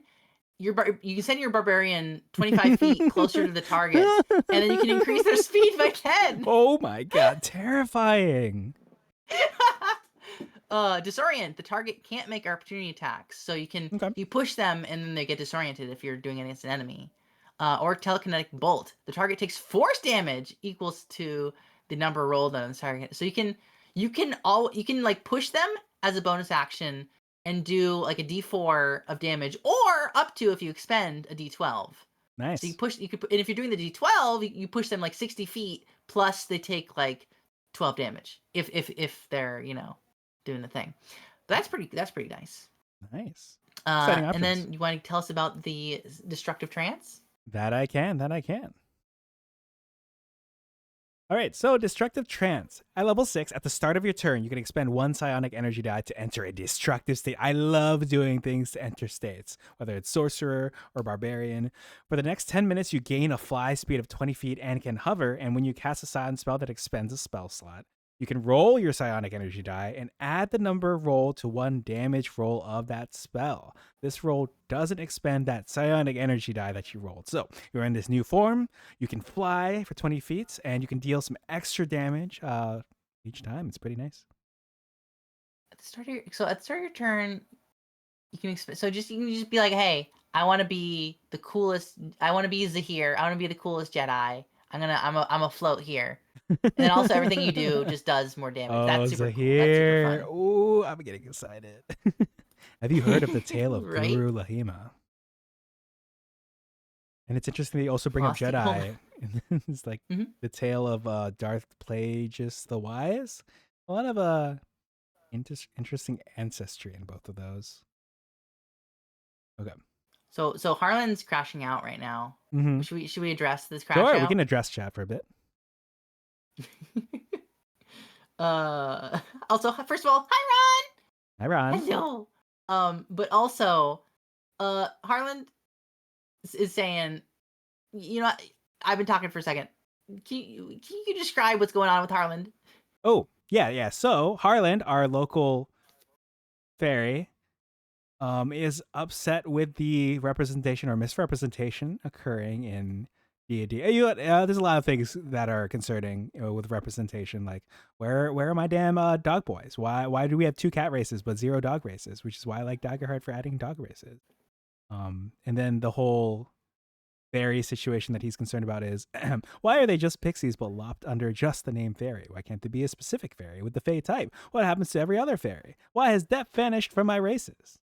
I see. So I have an answer for you, Harland. cool. Because in the Unearthed Arcana, they allowed you to have a various amounts of, you could be like a brownie. There's all of these kinds of different fae under the fairy subtype. You could have like these horns, like a unicorn horn. You could have all these things. You have like hooven, all these options. And the reason they were able to do that is because the fairy had magical flight. Because they didn't have to have wings. You didn't have to have wings for them. That was one of the options. You could have like bird wings. You could have insect wings, make them like a pixie. But then the D&D community had an uproar because they did not like the idea of magical flight. They're like, no, don't you...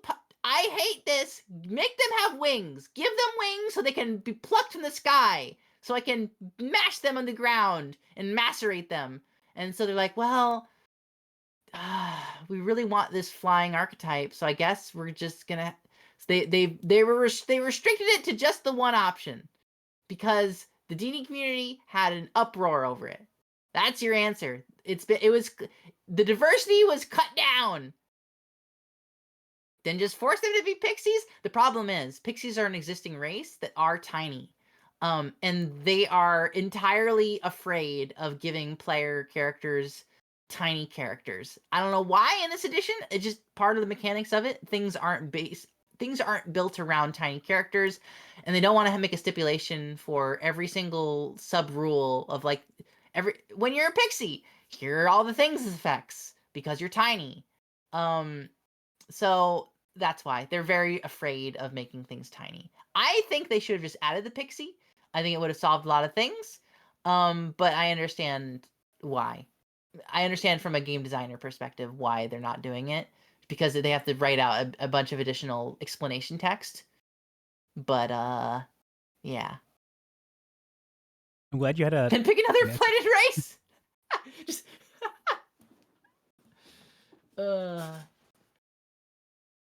good times. I'm sorry that things have gone. I'm sorry that all this, what is it, libel slander?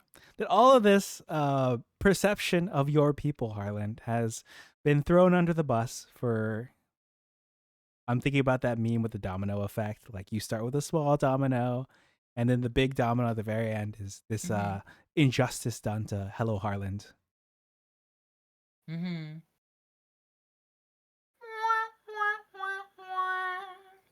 Yeah, 3.5 out of like 700 playable races. Yeah, honestly, I just think they should have made they should have just made the pixie. They should have just gone for the pixie because the pixie is super cool. But like, I get it. I understand why they're doing it. I'm excited for Daggerheart because they have their sets of races, but then you can mix and match them, and they each come with 2 traits, and you take the top trait from one and the bottom trait from the other, and so you can make your half mushroom, half warforged creature, or you're half cat, half dog. So I'd have to do the math real quick on what total number of combinations would be present. But excited to get to that. Hopefully this month, actually. I'm thinking about for this year's crafted Halloween one-shot, making it Daggerheart. Because last year it was Candela Obscura. I think the year before was Honey Heist. The year before that was D&D. So hopefully this year I can get Daggerheart going for Halloween. Sounds fun. Yeah. Well, it's going to be on October 24th. Because October 31st, my DM will be running D&D, I think, Halloween. Yeah, I think I'm working. Yeah, makes sense. On Halloween, unfortunately. It is a Friday. Yep. Right. All right, let's get back into it. So, level 6 rebounding field. I'm very excited for this because it says when you cast shield. And I cast shield all the time. I've got shield on my fighter. Yeah. I've got shield on my artificer because it's in her Enspelled armor, so she gets 6 free uses of shield. I have it flavored. She lines her like chef's outfit with like forks and spoons and knives, like some sort of chainmail. So that's super cool. Shield. So excited. All right. When you cast shield, thank you. In response to being hit by an attack roll and you cause the triggering attack to miss, you can expend 1 psionic energy die to launch the force back at the attacker. Similar vibes to that previous feature that we talked about. The attacker makes a Yes. dexterity saving throw. Roll 1 psionic energy die. On a failed save, they'll take force damage equal to the amount rolled plus your intelligence modifier. And on a successful save, the attacker takes half the damage. But whether or not they fail or succeed on this saving throw, the dex save, you gain temporary hit points equal to the amount of damage dealt. So the amount That's rolled. crazy So- fun. And PAL maybe plus So your intelligence modifier, 7 to 16. you can literally be like, stop hitting yourself when they try to punch you. Yes, more of this like monk using their power, rerouting it, redirecting it against themselves. Just a lot of this, Mhm. a lot of fun This energy. feels very Jedi. These features. Yeah. Or True, or yes. like I said, Zahir as well. It's very much like the using redirection and all that kind of stuff. Mhm. It's giving that monk flair, like you said.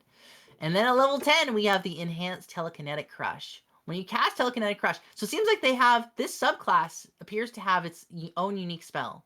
It seems, which is interesting. When you cast telekinetic crush, or I don't know, maybe I don't know. It could just be that it's always prepared. I think that's what it is. Never mind. I think this it might be maybe it's a Scion exclusive. We'll find out. Yeah. When you expend a psionic energy die to modify the spell, so that whether a creature fails or succeeds on the saving throw against the spell, the speed is halved to the start of your next turn. In addition, you can roll the expended psionic energy die and add the number rolled to 1 damage of the spell. Nifty. Let's find out what that actually is. Yeah, we'll 'cause jump down it to seems like this Crush. is supposed to be a big version of this. Seems like a big part of their subclass here. You want me to do So this, or you got telekinetic. Oh yeah, you read it. Go for it. You're the spell Yeah. guy. Well, you did just read that last thing, so I'll go ahead over here. So we got a level 3 transmutation available to Scions, Sorcerers, and Warlocks, which is interesting because you talked about the similarities that this class has to Sorcerer and Warlock. Range of 120 feet. It's a verbal component only. You create, I guess for Scion, technically. So for Sorcerer and Warlock, it would be a verbal component. For Scion, less so. You'll create a field of crushing telekinetic force in a 30-foot cube within range. Each creature in the area makes a strength saving throw. On a failed save, the target takes 5d6 force damage and has the prone condition. Okay. And then on a successful save, they take half as much damage only. So if they fail the save, prone condition because jumping back up. We're halving their speed. And I turn it back to you. Yeah. So here's the thing. Let's go back up here. Not only are their speed is halved and they're prone when they get up. Wait, they can't get up. Then no, they can, but then they can't move. They can't do anything because they had to move. spend all their remaining speed just to get up from the prone condition, which applies if they fail. Which is crazy. This is sick. That's my favorite part of this. The extra damage, that's cool. That's all. But the fact that they are now vulnerable for more. All right, you did. And then you want to do the 14 since I did the spell, or because you did 10, I'll do 14? No, you can do the 14. Okay, so next up we've got heightened telekinesis. You can cast telekinesis without expending a spell slot by instead expending 4 psionic energy dice, which of course at higher levels you'll get automatically when initiative is rolled, if you don't have it. Oh, true. When you cast telekinesis without expending a spell slot using this feature, you can modify the spell so that it doesn't require concentration. If you do so, it becomes 1 minute for that casting, and you can target gargantuan creatures and objects. I'm already excited about not requiring concentration looking at you, Ranger. But oh my gosh, gargantuan creatures and objects being vulnerable to this. You can lift up a Tarrasque or a Kraken. Bye, Tarrasque. Ooh, well, not but yeah, exciting. You can yeet a rock to the ground. Woo. Damn. Okay. That's terrifying. Psykinetic is really fun. You can do that. You can do that thing from. Have you seen The Force Unleashed? When Starkiller pulls down a Star Destroyer from orbit. I think I've seen some of that. Yes, I know what you're talking about. Even though I haven't played. Yeah, Force you can replay that, but against a rock, you can just be like, I'm just gonna pull you down from the sky using my hands to and just that's super cool. This is the Jedi. Yeah. And remember, you're also a full spellcaster able to do 9th level whatever spells up to. Well, you're also pulling thing, and also objects. So you could, if there was literally if there was a spaceship as well, you could actually literally do it with a. So if you were in a what's it called, a campaign that's doing Spelljammer, you can literally grab the opponent's like ship Yeah. and just yeet it to the ground. That's terrifying. Gargantuan creatures and objects. Oh my gosh. So even though Sidewarper is still my favorite, I'm getting so much like creativity. I'm getting a lot of ideas for the Zahir or Jedi or Sith Psykinetic that I would eventually be playing in the future. Maybe more so Zahir. I feel like it's fitting. Yeah, Zahir is pretty cool as well. Yeah. Oh my gosh. I love the Red Lotus. I've been saying Force Unleashed is every power scaler in lore person's nightmare. I bet. I believe it. If I still watch those kind of videos where they'd be like, but now we turn to the Force Unleashed, where we determine that this strength means that they would win this fight because of this. Mm-hmm. All right, and that's the Psykinetic. What are your thoughts? Exciting. Yeah, like I'm said before, Sidewarper is still my favorite, but Psykinetic, it just oozes for me. Like the ideas are flowing. Just the idea where I can get this fly speed. So pull a Zahir or sort of like Jedi like shenanigans.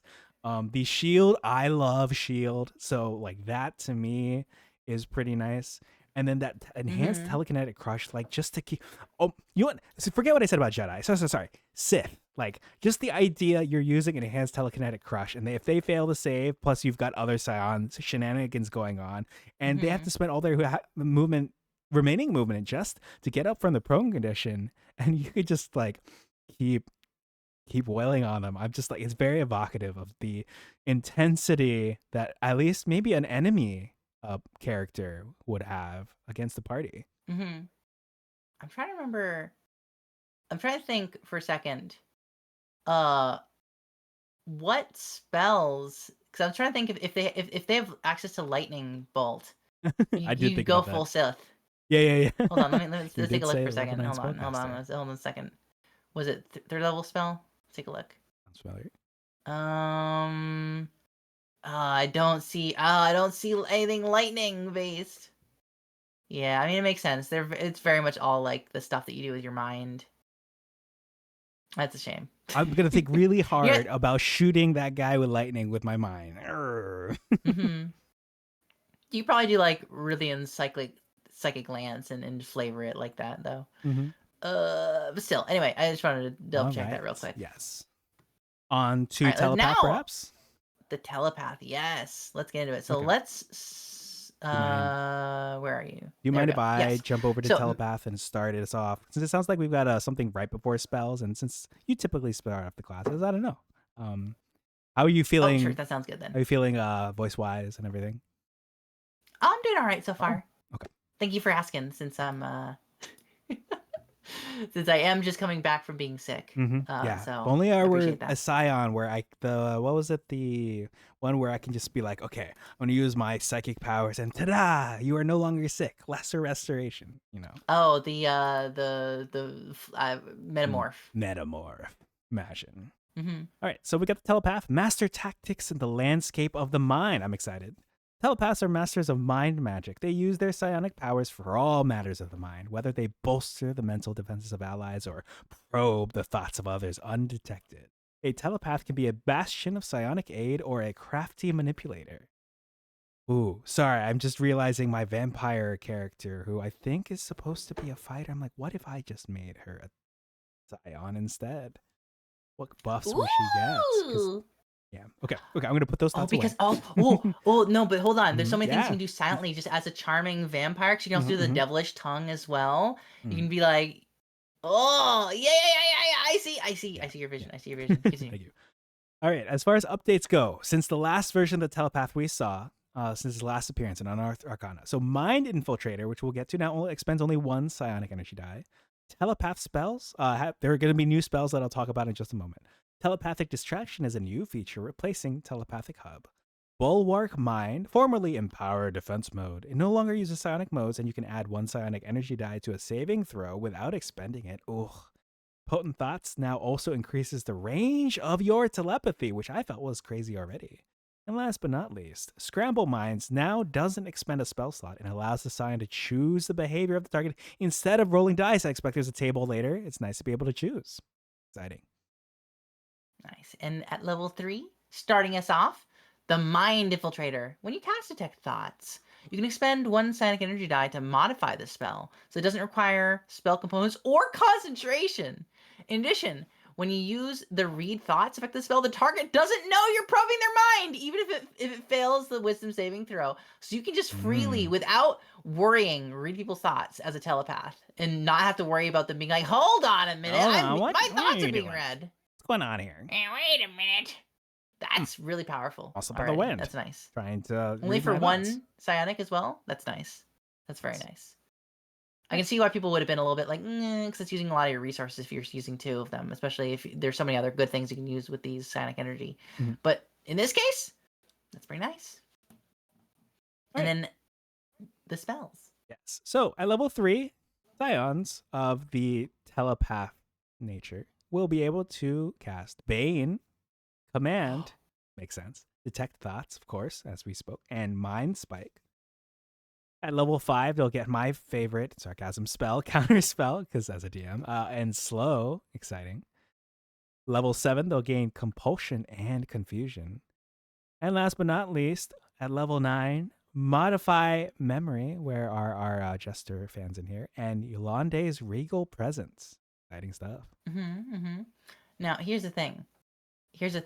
You know Bane? You know about Bane? Yeah, is it the... Remember how we were talking about that earlier? About that was something that could... So if now this class gets access to Bane as well, that means they can really debuff saving throws. Like with that one... Remember how we were saying how they could debuff the saving throws with... what was it? Where is it? First of all, does it normally get Bane? Was it level 3? Their level spells? Oh, Bane I think is 1. Was Bane. Bane's the first level spell? I believe so. I'll scroll and take a look.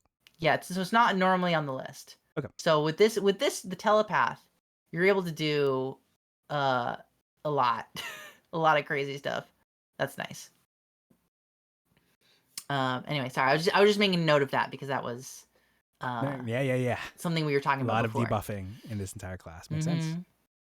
So telepathic distraction at level 3 as well. When a creature you can see within range of your telepathy hits with an attack roll, you can take a reaction to roll a psionic die and subtract the number rolled from the attack roll, potentially causing it to miss. The die is expended only if it misses the attack.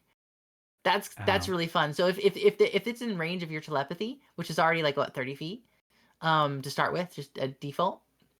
It's just like, nah, I can kind of figure out what you're about to do, like just passively. Passively, I can kind of vibe what's going on. I'm gonna reaction, just dodge out of the way.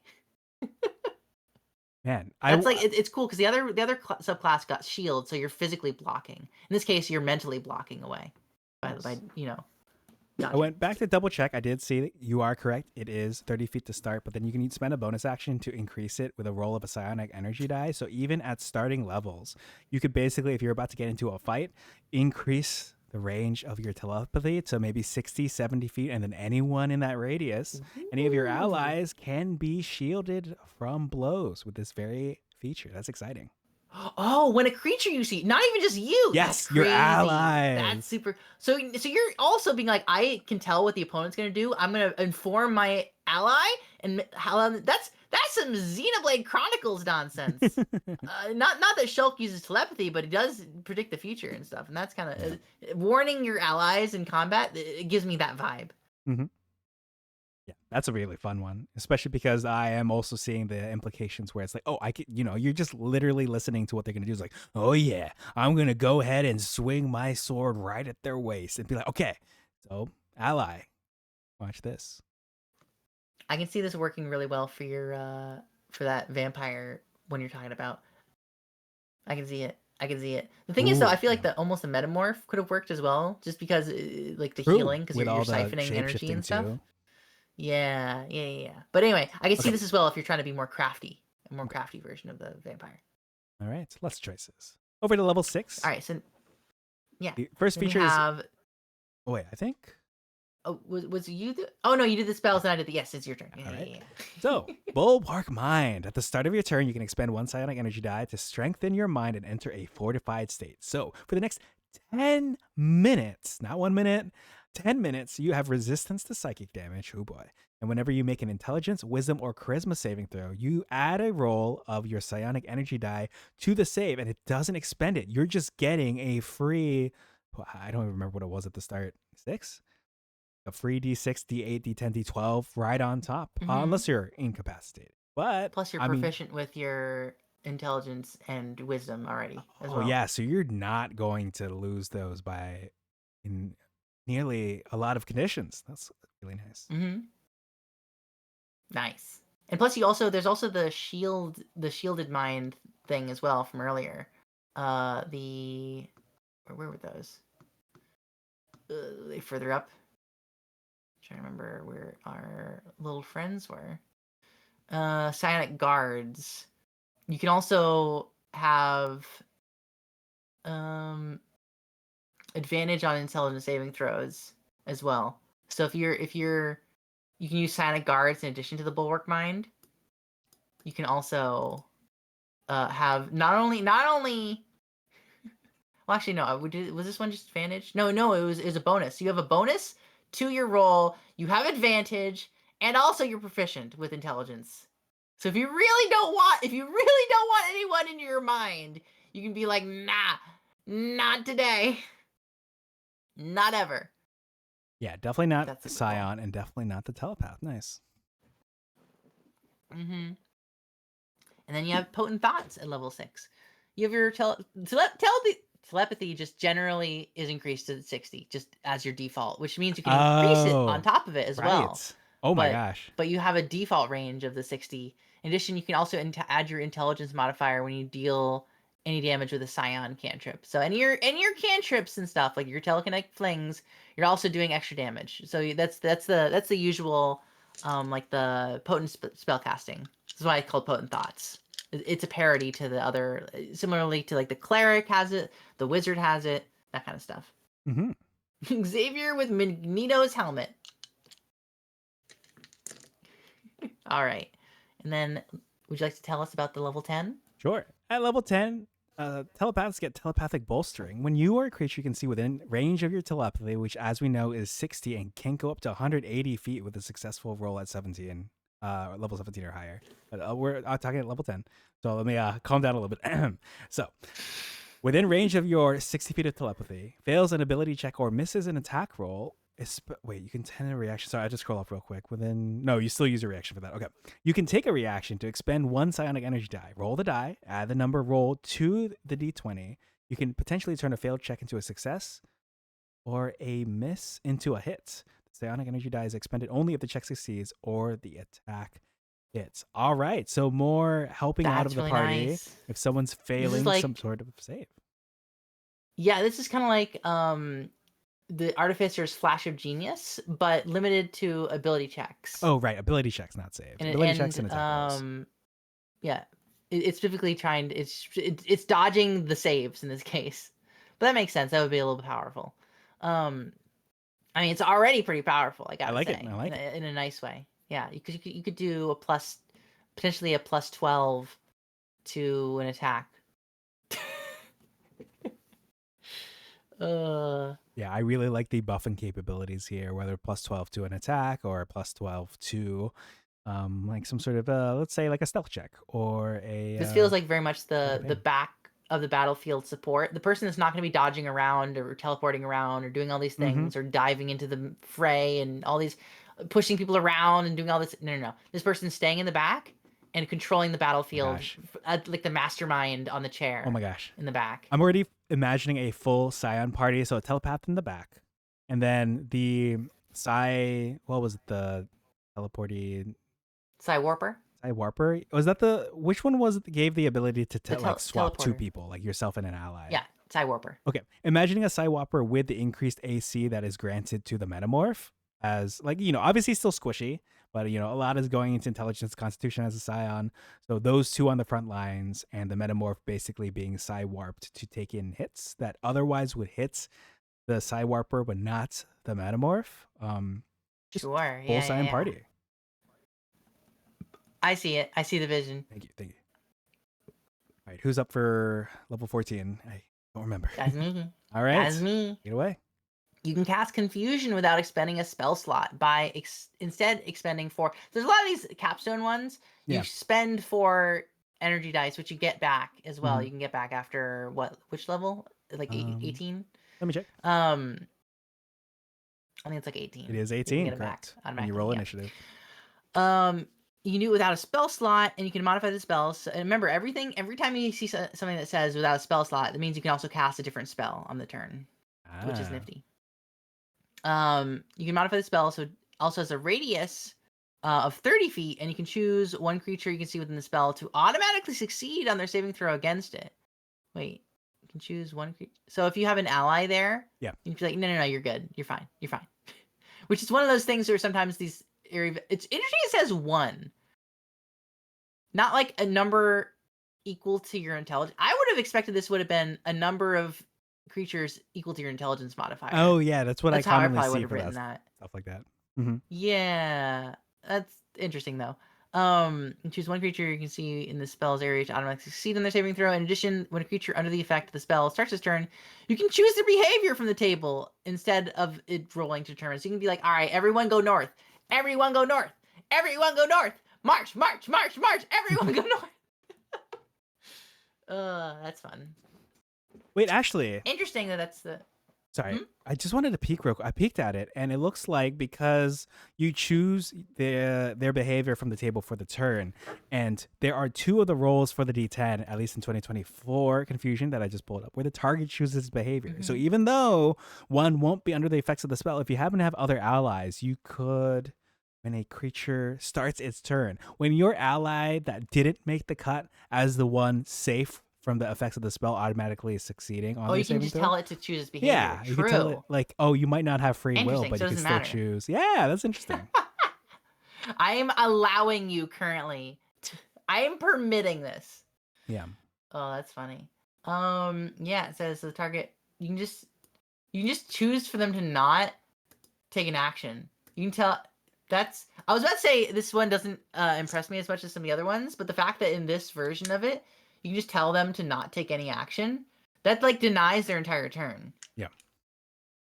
And you can also just tell them to all move in whatever direction you want as well. Right. And it's using its or movement you to can tell move. them to move or not take actions. That's crazy. Because doesn't this trigger the attack of opportunity because it's moving of its theoretically own volition, or does that not apply in this particular instance if they for the number that's one a good behavior? Question. I don't know if that feels like you have to check the errata or whatever. Not errata. You have to check the not errata. Do they still do the Sage Advice Compendium? I'm not sure. I know they used to, but yeah, that's gonna be a good question. Because it's not. It is on their turn. Yeah, no, that's one I have to figure out. Okay. I'm like leaning towards. That's I a think solid maybe. It triggers it just because but stuff to check out later. But right. That's cool. As far as spells go, yeah, that's all the subclasses, all 4 of them. Let's find the new spell. Let's look at the new spells. Spells are presented in alphabetical order. If a spell includes the Artificer in parentheses after the school's magic, the spell is added to the... Oh! They're adding spells to the Artificer?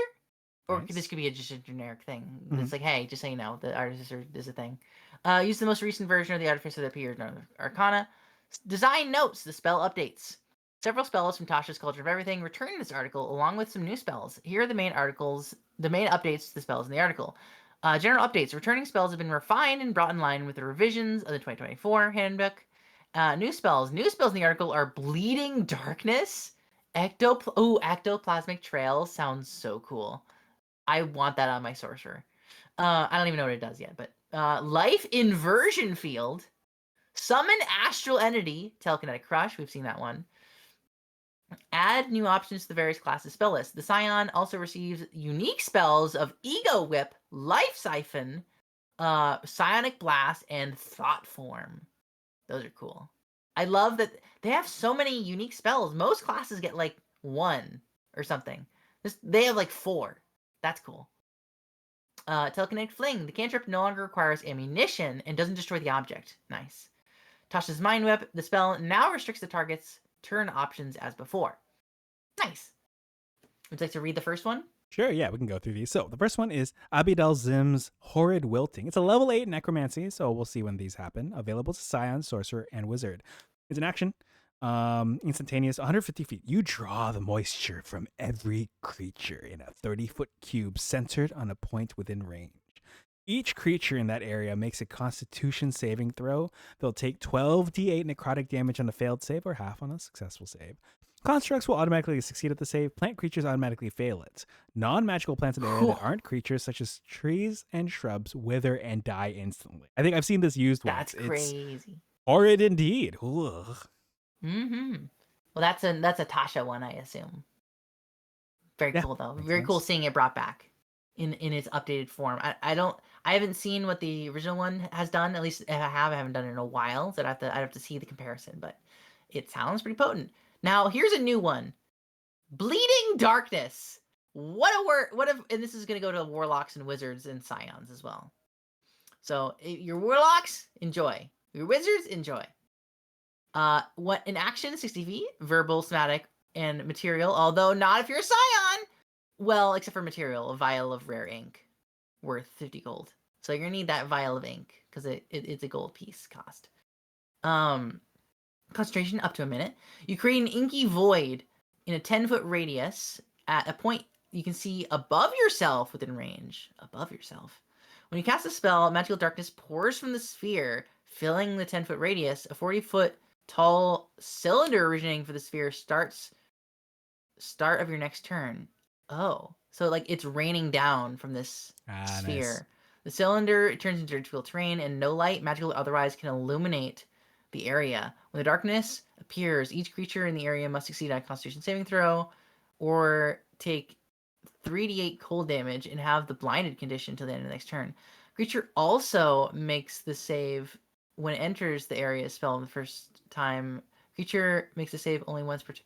So interesting. Okay, and then until the spell ends, you can take the magic action to move the sphere up to 20 feet horizontally and cause the sphere to pour magical darkness until the start of your next turn. Interesting. So until you can...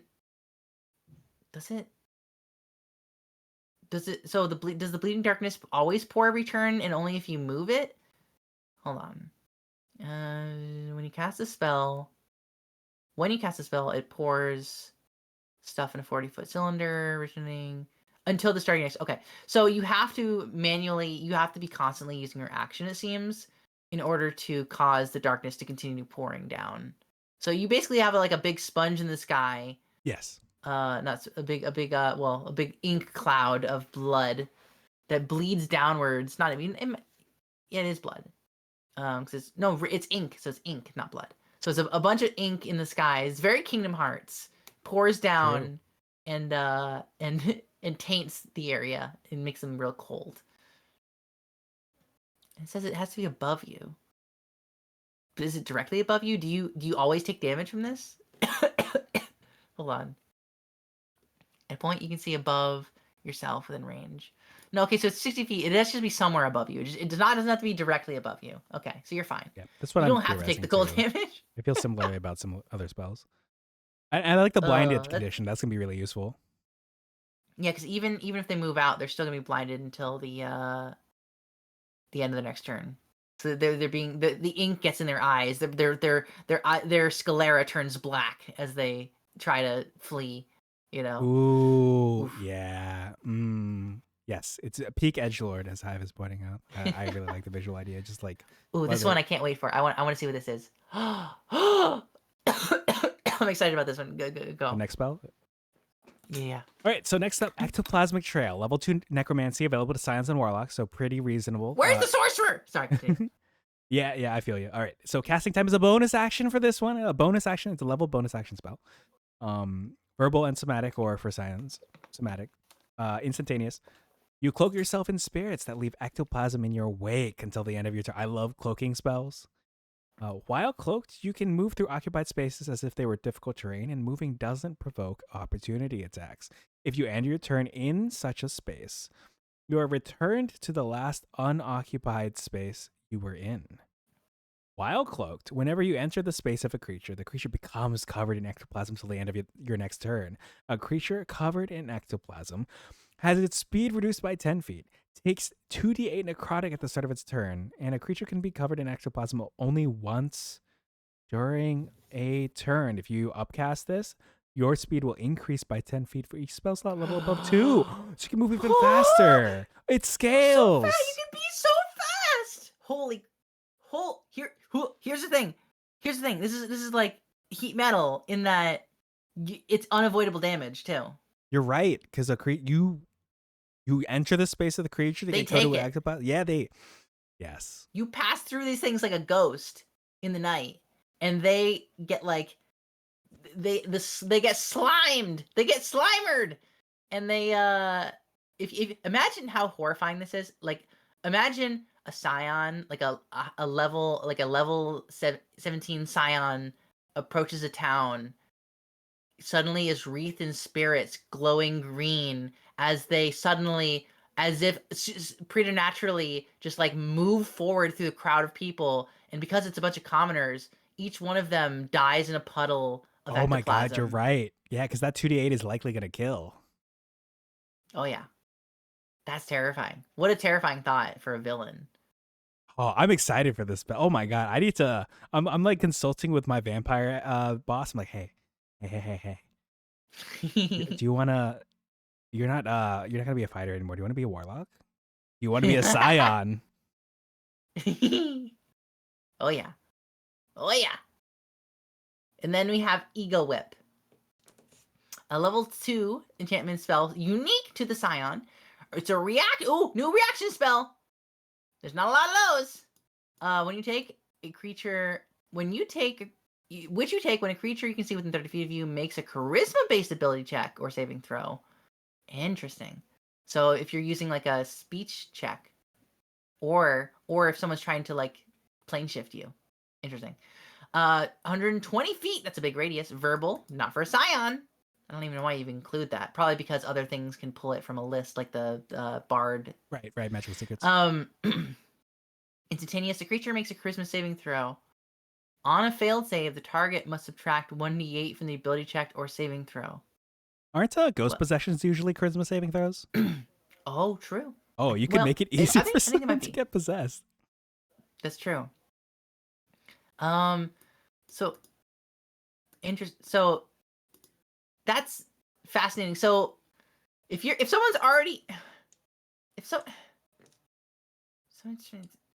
on failed saves, the target must subtract from the ability. But that's if they're already they're already making a charisma save. Yeah, right. It's like they're making a charisma save, and you're like, I want to make another charisma save to make your charisma save worse. Another charisma save.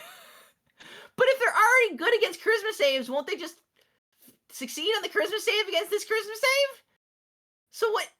I don't know if this one is thought out very well. I don't know about this one. Well, you know how finicky and variable the dice can be. If they somehow are succeeding at one, you're like, wait, what the heck? I thought they had like a -1 to that. And then you're like, let me subtract it a little. I guess. Well, here's the thing. Keep in mind, we also have this is an enchantment spell. Do you remember what else we have that can boost enchantment saves? First one we were looking at, right? Yeah. So we can chain this. So you can use your psionic die. You can do it once. Oh, you can do it once per turn. So in this case, if you really want the person to fail it or whatever, I don't know. We can figure it out. Right. But yeah. I think you can try to chain it into one to another. Yeah. I feel like you just do it on the other. So here's why this works, right? Mm-hmm. So before, it's only when you cast. This is I'm now understanding why you're doing this. So normally, only on your own spells, enchantment or otherwise, are you able to impact. However, if your ally is trying to do a very huge save or suck spell, or something involving a check, whatever. If you want to make sure to bolster theirs, you take Ego Whip, and what you do is you then use your psionic ability to make them fail Ego Whip, to then make them possibly fail the check that your ally is doing. This is the chain of reaction. This is why you do this. This is exactly why you do this. This is for your allies, supporting your allies. Wait, when it says charisma-based ability check or saving throw, is it saying a charisma-based ability check or a saving throw? Or is it just saying a charisma-based... no, it doesn't say... Okay. It's a charisma-based ability check or saving throw.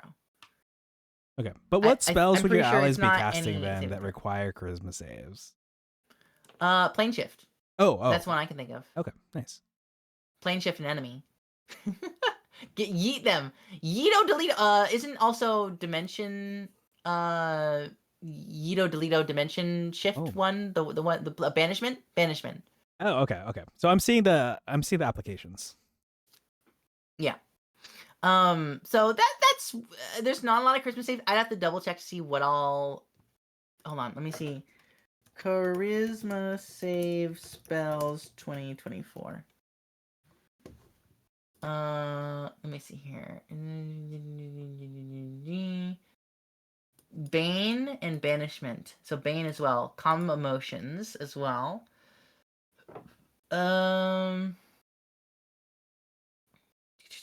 This is 11 years ago. Never mind.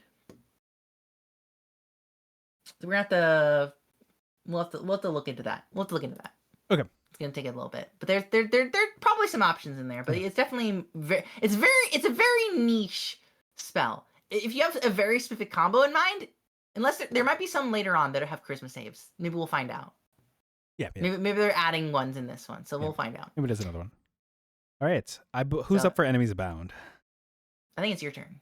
All right, I believe so as well. All right, so Enemies Abound, level 3 enchantment, available to bards, scions, sorcerers, warlocks, and wizards. It's an action, verbal and somatic. Concentration, up to 1 minute. So choose a creature you can see within range.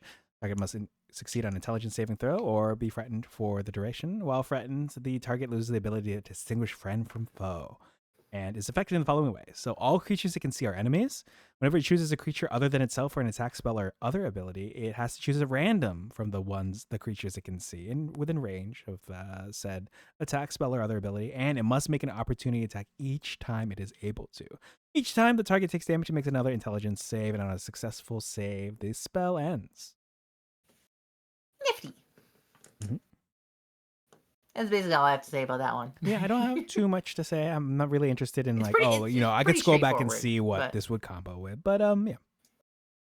Yeah. And then Intellect Fortress, which I do know about because it is on the Artificer. That's why I'm like, yes. Mm-hmm. So concentration up to an hour. For the duration, one willing creature you can see has resistance to psychic damage as well as advantage on intelligence, wisdom, and charisma saving throws. Pretty standard. Mm-hmm. And you can also target additional creatures spell set level above 3rd level. Nice, so pretty standard. It's just adding it to the list. I don't think there's much change in this that I can think of. Nothing let me look jumps at out. Murmur, my character, my artificer real quick. She has Intellect Fortress. Let me double check real quick. Known spells. Intellect Fortress is a which level spell? I'm seeing 3rd level. 3rd level? Okay. There you are. Like Fortress. For the duration, one willing creature resistant to as well as intelligence when you use spell slot of 4th or higher. Yeah, there's... Oh, the only thing that's different in this case. So here's what they did. They slightly... I don't know if we can say buffed it. The only difference is before there's a stipulation that the creatures must be within 30 feet of each other when you target them. It's no longer the case because it's already a range of 30 feet. So in this case, they could be 30 feet from one side and 30 from the other side. So it could be a total of 60 feet apart. So basically just buffed it so it's a little bit easier. You don't have to chain them in a weird daisy chain effect. Yeah, I connect to you and you connect to them. Yeah. Yeah, it's just a bit of quality of life of minutia that didn't probably need to be there. I understand why, because you're trying to link their minds to do that a little bit. But then again, they don't have any linked mind abilities, so I see why they got rid of it. All right, I'm excited for this next one. Life Inversion Field, level 4 abjuration, available not just to scions, also sorcerers, but exciting to me for one of my favorite classes, the cleric. That's an action, self, verbal somatic, concentration up to 1 minute. So an aura, love me some auras, radiates from you in a 30-foot emanation for the duration. When you create the aura, you regain 48 hit points. Whenever you regain hit points, you can choose a creature you can see in the aura and force it to make a constitution saving throw. On a failed save, the creature takes necrotic damage equal to half the amount of hit points you regained. Round up. A creature makes this save only once per turn. If you upcast this, the healing increases by 1d8 for each spell slot level above 4, which presumably increases the necrotic damage since it's half of what you restore. I'm excited. That's crazy. This is cool. That's it reminds so me cool. of the Stars Druid has, if you use the healing chalice, when you cast a healing spell, you can choose someone to gain a little bit of healing as well. This is like that, but for the first half, when you heal someone else in the aura, they're not gonna go ahead and get healed. They're gonna take damage. Hold on. This is, I can see this working really well for the metamorph, as well as for like a Yes. war cleric as well, like a war cleric going in attacking people. Because here's the thing, aura. When you create the aura, you regain hit points, right? It's for a minute. So when you create the aura, you regain hit points. Whenever you regain hit points. Oh. So Okay, you will have to pair with it's some not future consistent. stuff. Mm-hmm. Yeah, you will have to do some, but yeah, that's why it would pair well with some of those classes doing other stuff. And also there are other things that have like life siphon effects. Like, oh, speaking of which, life siphon as well. Ah, yes, this is the first. This is how I found out about this update. I saw a meme about this spell, but go ahead. Oh, okay. All right. Well, it's a level 1 Psion exclusive. In action, 120 feet. Very nice. Instantaneous. You fire an orb of psionic energy fueled by your life force at a creature you can see within range. Make an spell attack against a target on a hit. The target takes 1d10 psychic, and you can expend 1 hit point die to increase the damage by. I mean, okay, sure. I guess you could do that. The damage increases by 1d10, and the number of hit dice you can expend increases. This just seems a little silly. This just seems like, all right, it's time for my life to be the end of yours. Please. That was similar sentiments to what I was seeing online. People didn't seem too excited about this spell. My gripe with the spell is I get where they're coming from. You're siphoning your own life to boost the damage. But when I see the words life siphon, I'm imagining you're siphoning life from another creature. Not yourself. Yeah, not yourself. Yeah, exactly. Well, let me take a look at life. Let me see when else life siphon is mentioned. I was trying to think, because there was one thing that said it didn't require a spell slot. It only required a whatever. It's not this. This seems weird. They're like, I feel like this should just be like, you just instead of using a spell slot, you hit your hit dice. I don't know. It's interesting. I get why you're like, oh, if I just want to cast it normally, but if you're casting this spell, you probably want to cast it with the other thing as well. So you're just using 2 resources. I could see if you just really just need this thing just needs to die now situation. I could see it. Yeah, I appreciate, especially because the Psion doesn't appear to have a lot of direct damage type spells. Ooh, so true. Yes, I can see why this is there. Yeah, so instead you're just using your own hit dice for it. And of course, hit dice easier to get. So I appreciate them attempting to use it as a resource, but we'll see how it goes in application. Mm-hmm. All right, let's see. I did life inversion field. Okay, so I'm going to go ahead down to mental prison, a level 6 illusion. So of course it pairs nicely with that one discipline involving illusion spells. Mm-hmm. For bard, scion, sorcerer, and wizard. Action, 60 feet, somatic, concentration up to 1 minute. So you attempt to bind a creature within an illusory cell that only it perceives. One creature you can see within range must succeed on an intelligence saving throw or take 8d10 psychic damage and have the charmed condition for the duration. On a successful save, they take only half damage and the spell ends. But while charmed with a failed save, the target has a restrained condition and perceives the area around its space as dangerous to it in some way you create.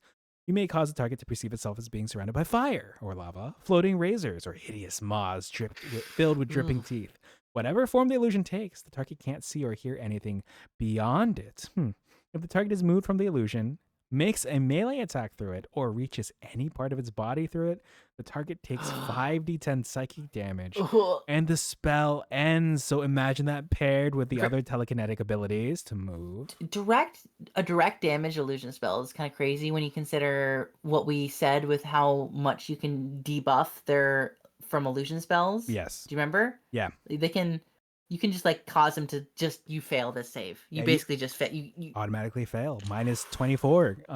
Take this 8d10 psychic damage, and then next time I'm gonna pick you up and pull you through for 5d10 more psychic damage. So here's the thing. Because you can teleconnect push.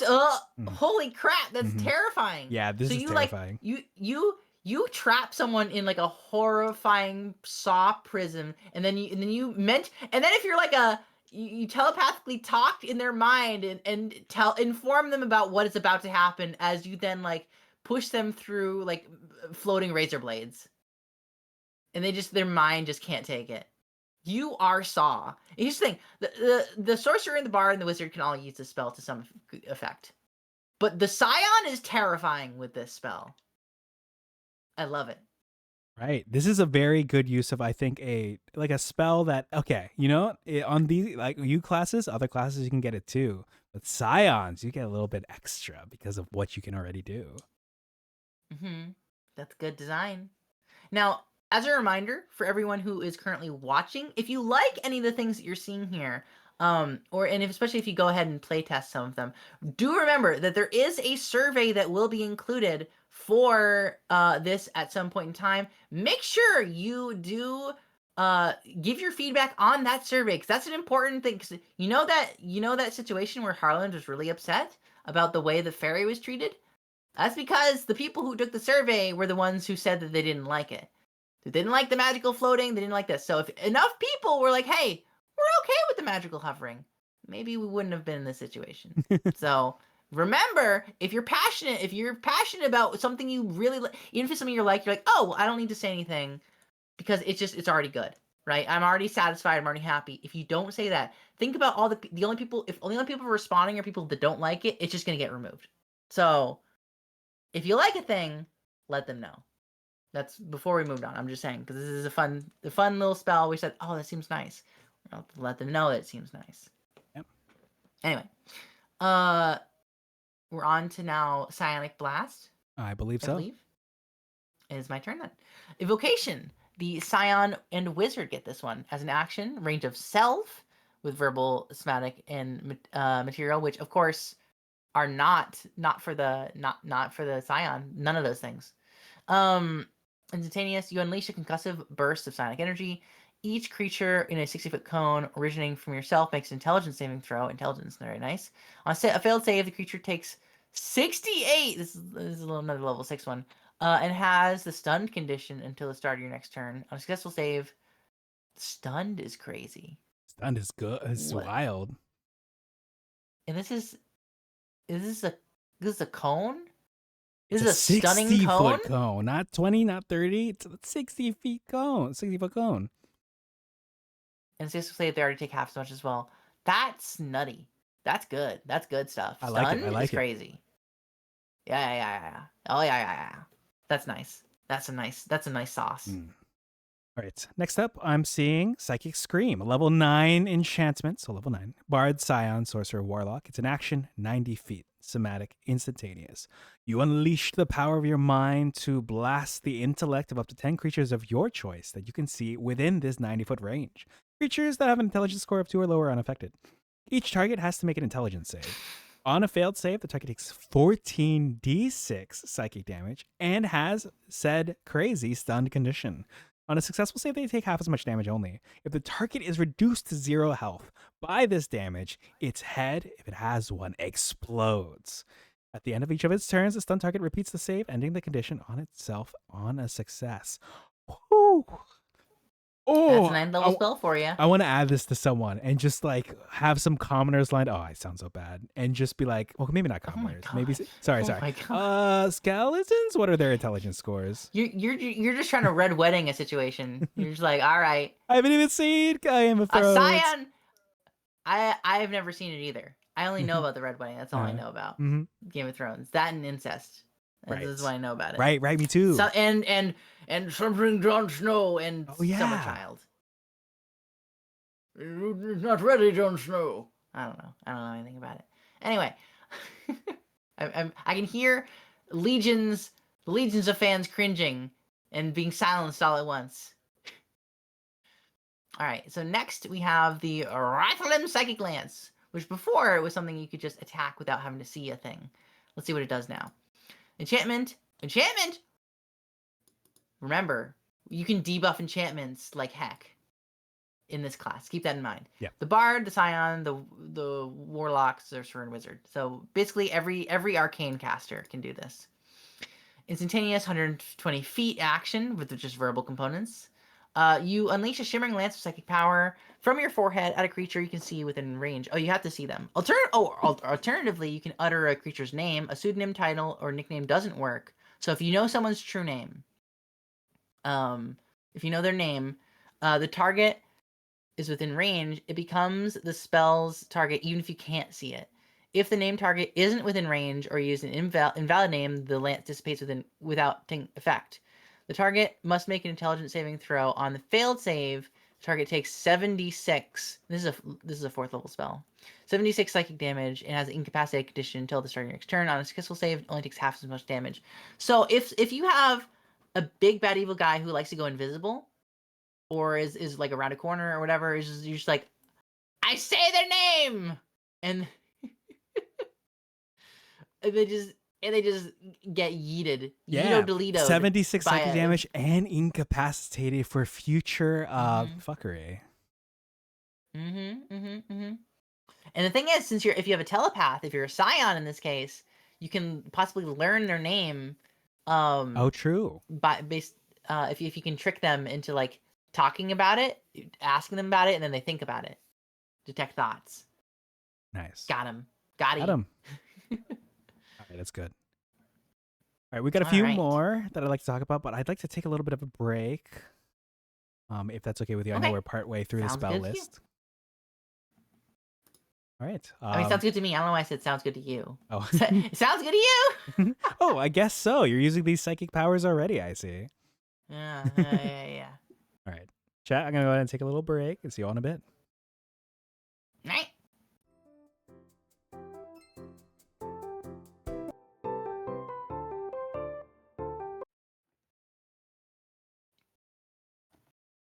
All right. Welcome back, everyone. Thank you. And yes, welcome back, everyone, because I do count in that. All right. We're finishing out the spell list. I believe you did the Psychic Lance? Yes. Alrighty. So you have the summon spectral energy. Ooh, all right. I'm excited. I haven't popped a summon spell. The summon spells are good. Or a conjure spell in quite a while. Welcome back. Thank you, Hive. The last time I did was on my former Tempest Cleric, now Storm Sorcerer, and or in Daggerheart, Solstice Lightning. She conjured a celestial, I think Coatl, named Equinox, fitting with her Solstice name. They made a good pair, a good duo. But very cool. I digress. Thank you. I'm very excited about this. I'm starting to read this. This looks really nice. I kind of want this on my character.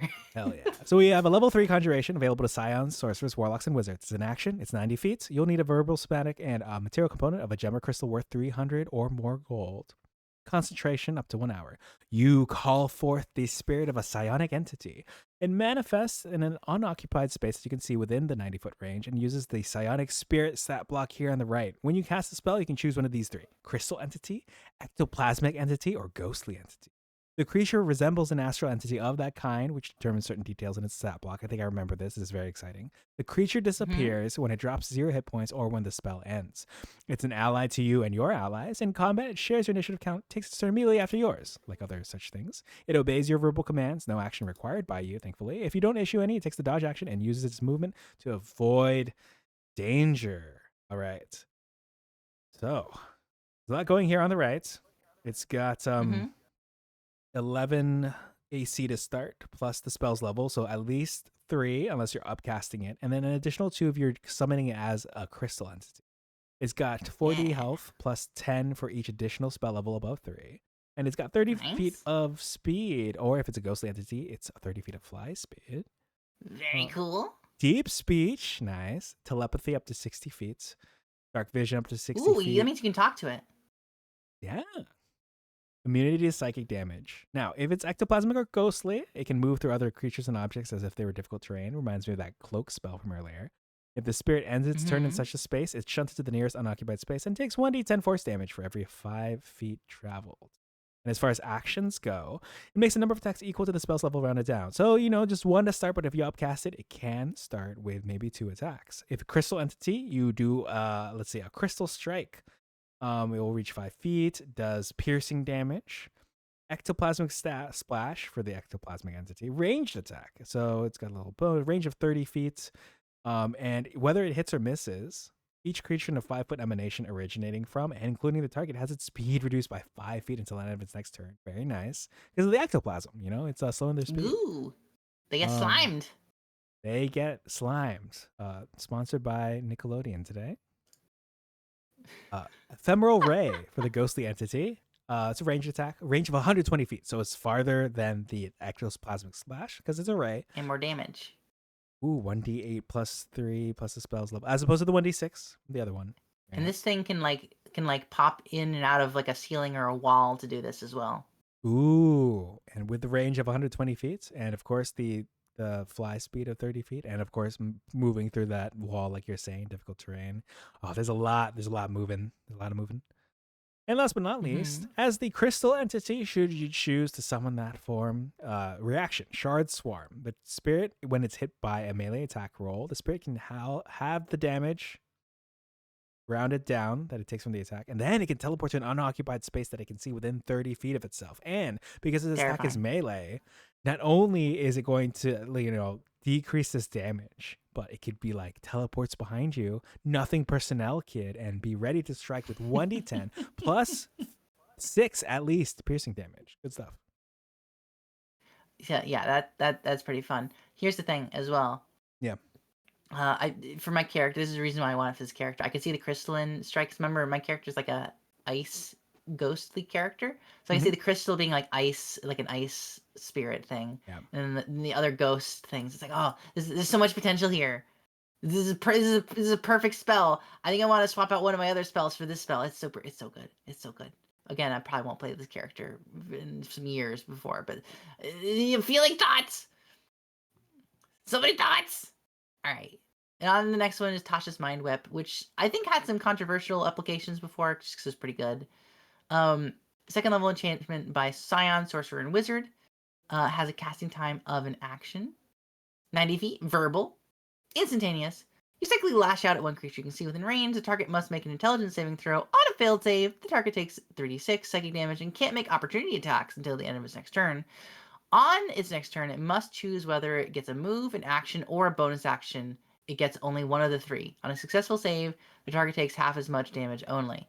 You can target one additional creature for every spell slot above 2. So you can just this is just hard denial of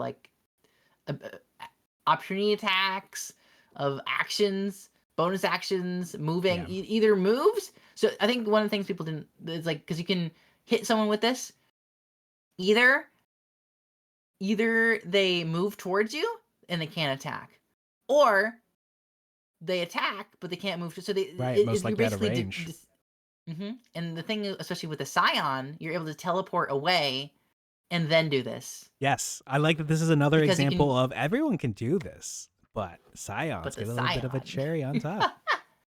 because they can do the 2-level spells, because one of them is as a without a spell slot situation. Very nice. It uses their resources, but they can do it, and it's very annoying. Oh my goodness. And we've already done Telekinetic Crush. So the last one is there's 2 more. We have the Fling and the Thought Form. Which one do you want to do? I'll let you choose. The last 2. I guess I'll do the Fling. Do you want to do the cantrip? Yeah. Okay. I'll do the Fling, and then after these 2, we can probably answer Hive's question about summarizing the classes. Yes, and I was waiting on that too. Get who Tasha is and why she got so many spells. Oh, Tasha with her many names. Tasha. Okay, so telekinetic fling. It's an evocation cantrip available to scions only. Action 60 feet. Somatic instantaneous. Choose one non-magical object weighing 1 to 5 pounds within 10 feet of you that isn't being worn or carried to wreathe in psionic energy and fire at a creature within range. Make a ranged spell attack against the target. On a hit, the target takes 1d10 force damage. On a hit or miss, the object falls to the ground on damage, which is a buff to this telekinetic fling, if I'm remembering correctly from earlier in this document. Correct. Which is fun. Oh, and upgrade at the classic level 5, 11, and 17. Just the damage increases by another d10. And it's nice though. You can also remember most swords are under that amount of like 5 pounds or whatever. You do it just for fun. Ooh, nice. And of course, d10 is on the higher side when it comes Or to cantrips. you can do a chair as well. A lot of fun stuff. Mm-hmm. And then we have Thought Form, which is one of the Scion exclusive ones. Level 6 transmutation Scion bonus action. Ooh, bonus action. Self, nice.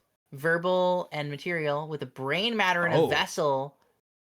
So you got a brain in a jar situation. Worth what is the worth of brain in a jar? Anyway, concentration up to a minute. You briefly transform into a psionic spirit. You gain the following benefits until the end of a ghostly form. You have immunity to poison and psychic damage, and you have immunity to the exhaustion condition for a minute. In corporeal movement, you have a fly speed of 60 and can hover. You can move through the occupied spaces if they're difficult terrain. If this is basically like the etherealness spell as well, but only for a minute. You take 1d10 force damage if you end your turn in there. If the spell ends in such a space, you return to the last unoccupied space you were in psionic recharge. As a magic action, you can touch a creature, which can be yourself, and roll 1d6. The creature regains one expended... What? The creature regains one expended spell slot. Yep. The level of which equals half the number rolled, round up or lower. Once a creature regains a spell slot from this spell, the creature can't do so until the finishes a long rest. That was Still, though, if you have a bunch of spellcasters in your party, that's... Yeah, because you could do yourself for one and someone else for the next time. And someone else for the time after that. Crazy. I mean, it is a 6th level, and you can only do up to like 3rd level spells and stuff. And like, what are you doing with this spell? It's good for movement, So basically, what you're gonna do with this, is you're gonna cast this. You're gonna use it right before battle, right? You're gonna do this right before you jump into battle. You're gonna tag your friends. You're gonna tag yourself and your friends. Give yourself a little bit of replenishment, and then you're gonna go in and you're gonna do some shenanigans. That's what's gonna happen, I think. Yeah. Plus me, I love transforming or like taking on a form or just like, bonus action, let's go to town. Yeah. Other than that, I don't know. It seems like an eclectic mix of abilities. True. Like ghostly form and corporeal movement, those all make sense to me. But maybe as like I'm not sure if it would be the same. It's either it lasts longer or it is a lower level spell. But then you get the psionic recharge, which I don't know how it fits in the thought form exactly, but it's cool. Hi. We should tell you our thoughts. Yes. Oh, So no. you had asked to summarize the class and subclasses. We can probably get a class summarization in before he has to go. Yes. What's your summary? Oh, shoot. Can I ask you to go first? Okay. I think this is very much like again, it's got telepathy, psychic powers, etc. This is very much like your classic like force user, metahuman, like creepy, vampiric, spiritual. It's all these sort of like cool little edge cases of esoteric that D&D doesn't quite cover. It can kind of like reach around and kind of cover, but it kind of it embodies the sort of occult kind of a thing. Is what I would say. Nice. Okay. The way I want to summarize it is a little bit different. It's just that I think this is a good example of what our Unearthed Arcana should be doing and is capable of doing, because I remember when telekinetic and the other similar feats were available in Unearthed Arcana, there was a prerequisite feat you had to get in order to get like later feats, and it was basically not necessarily a waste, but it was a burn and expending of 2 ability score increases just to get even a fraction of this power. And I think they've really done a good job of realizing it. At least, this is coming from someone who hasn't had the familiarity of the class as people who are familiar with 3.5, but just to kind of what you're saying, cover some of the bases that aren't necessarily covered, like really fill in gaps, I feel, in what the play space is capable of. I'm seeing really cool stuff here, like use of the hit point dice, which is very new, and there's a lot more volatility in that and that economy in 2024. And it's just this is what I like. This, like, it has some time in the oven. I'm glad this didn't come out earlier. I'm excited. Me too. All right. Well, good luck. Have fun, Hive. We're luck, gonna also Hive. answer the second part of your question as well, Yes. but you're just gonna have to watch the VOD for that. Okay. So the other part is, how did you summarize the subclasses? Going back through them as you're sort of, I mean, they're kind of self-explanatory in their name, but go for it. Yeah, I'll go ahead and jump first for this one since I threw you out of the bus the previous time. So I'm reminded a lot of, there was X-Men First Class, and there was a particular mutant in there who was supposed to be able to adapt to any scenario, and they treated him a little poorly and dirtily. And I hear they kind of, well, at least not Marvel, but DC kind of treated him quite well in the latest Superman movie. I don't remember the name of this mutant, but I'm glad the actor went on to do bigger and better things. And what I like about Metamorph, and if I had to summarize this, is that adaptability to survive any like circumstance in a way better than what was portrayed in that particular movie. As much as I did like the movie, and I believe it was well received and regarded among the community, it's just the ability, stacked on stacked, mutable form, improved mutable form, organic weapons on top of psionic disciplines, the adaptability, just the ability to adapt to any situation, both physically and mentally, I think is fully realized in the Metamorph. Very cool. Very cool. I guess I'll also do the Metamorph as well. For the Metamorph, I think it's, like I said, it has elements of kind of twisted like body horror potential in there, which you can play a monster with this. You can play the Thing from Outlast. You could play whatever spooky creature that is, like, for example, like a Slender Man type character, because you can extend your limbs, right? You can make yourself a this is the cryptid, basically, is what this one is, the Metamorph. Now you could also definitely could be like an X-Men. Absolutely. It very much could be an X-Men situation, and we kind of went over that as well. You can do the bone claws. You can make them sort of like the adamantine claws from Wolverine and all that sort of thing.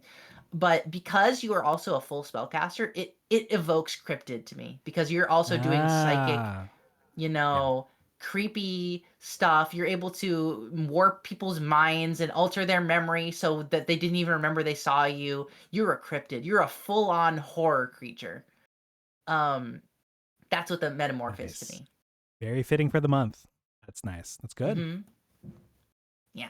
Oh yeah.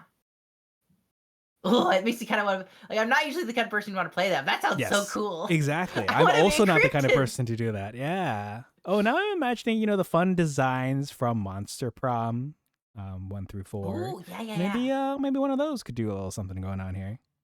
All right, and then we have the Psykinetic.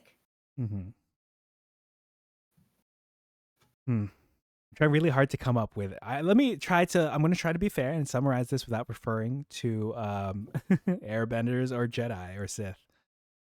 Good luck. That's what I'm going to do. Okay. Did you want to go first? Do you want me to go first here? Yeah. Okay, I'll go first. Yes, here's the thing.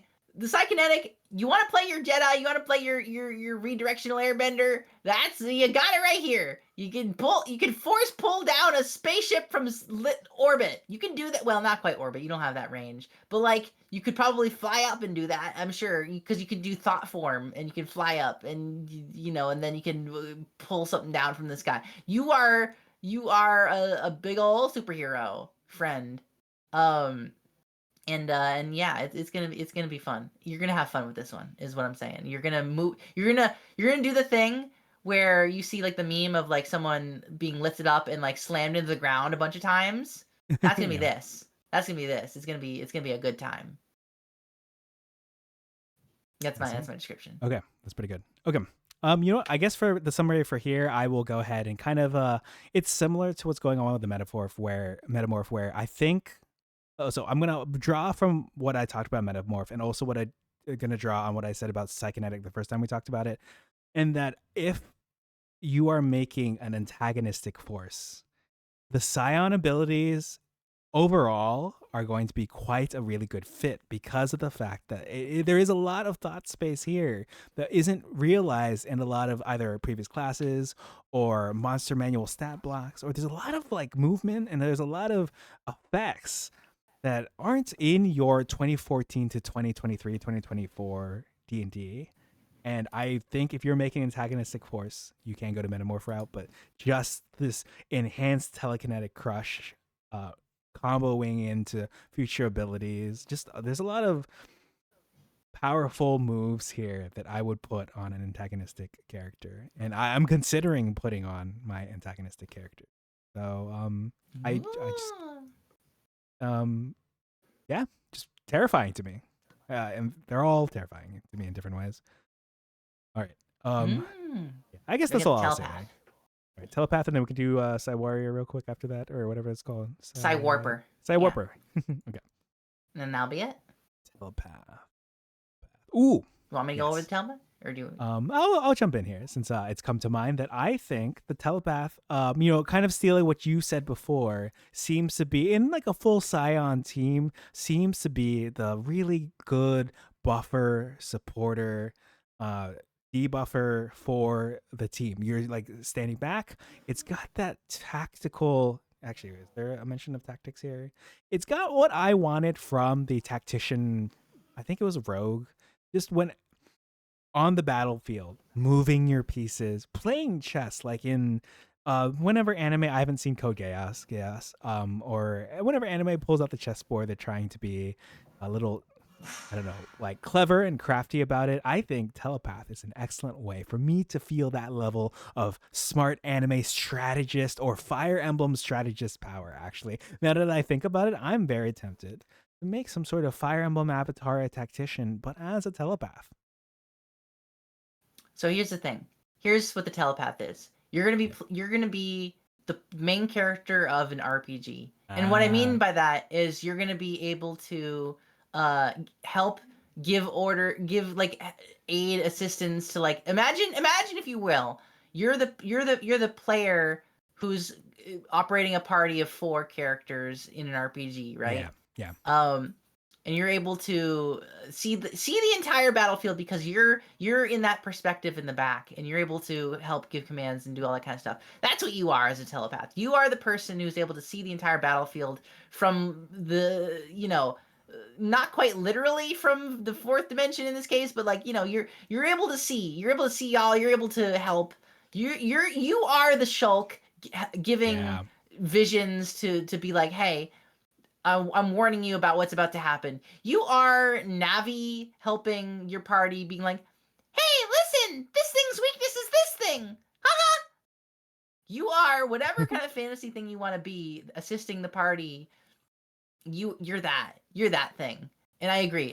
To put it in, really, you are a master manipulator. You're all these things in the background. But to say the things that Troy didn't say, those are the other things you can be as well. Because I agree with everything Troy said about you are the person in the shadows. You're the, we discussed all that. Mm. And that's very much what you can be. You are someone who is going to be able to aid and assist as like in the chessboard. But also you could be all these other archetypes as well of something that can telepathically, like every RPG assistant character. If you want to be that one Navi, if you want to be a Phi from Skyward Sword, if you want to be any of these JRPG little help icon characters, be the telepath, because you're going to be able to read your opponent's minds and tell your party what's going on and then make them better at what they're doing. You're literally the little helper character if you want to be. So if you want to be Navi, play a Psion telepath. That's what I'm saying. All right. And last but not least, Definitely a lot least, because holy crap, is this Yeah. fun. Get the Side Warper. All right. I guess I'll jump in for Psywarper. Mhm. I know I had mentioned the antagonistic role that someone like the what was that previous? The telekinetic can be as as a looming presence, but that's gonna be for, I want to say, the big bad, right? For a season of anime, you're like, oh, okay, well, we got to take down Mhm. that villain, working behind the scenes, the political villain. But every episode, especially let's say a third of the season, there's this one terrifying enemy that's been on your trail and is actually more powerful than that main villain that you think is the biggest threat to you. But this one's the one who's toying with you, is more of a rival, is like, oh, no one else can defeat you except for me. Oh, you know what? Maybe I will help you in season 2 or 3 against the big bad. But as far as power goes, is the real threat, and that's the Psywarper.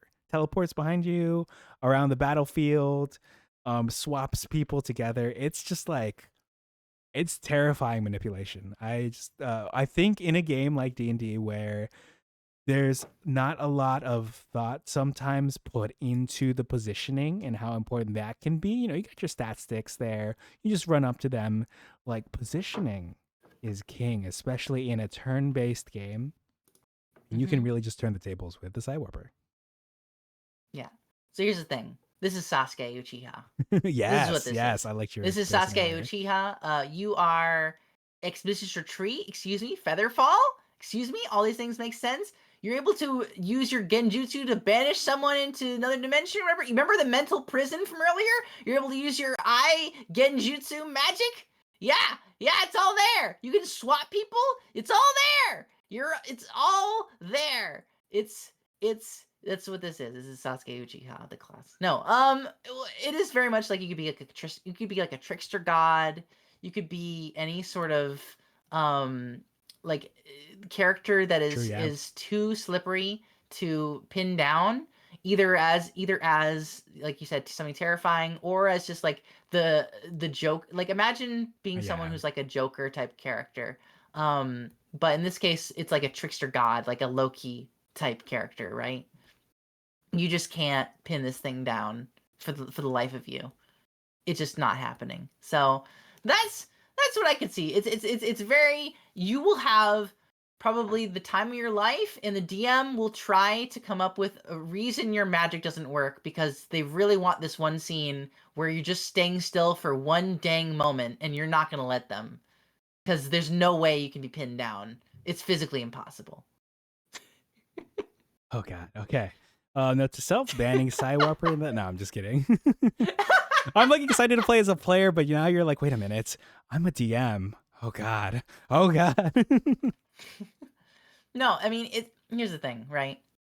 It is what it is. You're gonna have to accept that Yeah, chaos of reigns course. supreme, Yes. and that's okay, and that's okay.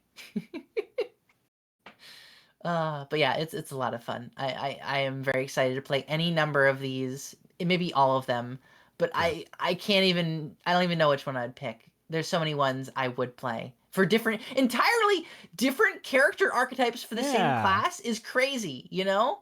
Mm-hmm. From a trickster god to a cryptid to a mastermind to like it's just there's so many options. Yes, yes, yes. And I really, really like this because it gives different people's like takes on it. They're gonna have such uniqueness and identity, and they're not gonna be shoehorned into a particular play style. It's because of all Mhm. the flexibility and the options that they give.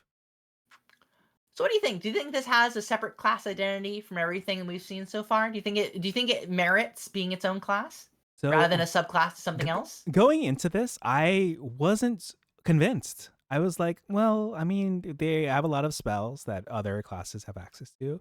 What's going on here? But now that we've gone through this, I'm like, please, when is this getting published? That's what I'm saying. Yeah! Let's go. That's why you read the Unearthed Arcana and you figure out what they're working with and what you like about it. Remember, everyone, at some point later on in the coming weeks or months, there will be, probably weeks, there will be a survey if you like this class. If you want to see this class how it is, if you have feedback that maybe some of these, I could see it tweaks, make sure to give your feedback on the survey. That is so important. If anything you like, you want to see go through, be sure to give your thoughts. Yeah, I'll have to keep an eye out for that survey, or have you pass it along once it goes live. Absolutely. All right, I think All we right. have found our wrap-up spot. Oh, thank you for coordinating. I was excited to get this done. I feel very accomplished, and I'm excited to have Psion not only as a player, but as a DM. And I can't wait to use some of these delicious new spells, Blinding Darkness. Woo! I have a lot of new fun toys to play with. I'm excited. Absolutely. All right, everyone. This has been a wonderful time. Thank you very much, Captain Troy Hansen, for joining us on this journey, which I'm sure we will once more tackle another time as well. I would love to have Captain on again, or the other way around. Whoever organizes it is fine with me. Now, what we're going to do is we're going to go ahead and Rizzy Raid, shall we? Yeah, let's do it. And let's get out of here. Let's get out of here. Let's get out of here. All right, let's see. Is the person we were thinking of raiding still live? Let's double check. Looks like it. All right, so we're gonna go ahead and raid all Smite because we were just talking about cryptids, about all these potential uses of the Psion, perfectly fitting the vibe as they're playing Resident Evil. So go ahead and send our regards. What should the raid message be? That's a good question. Trying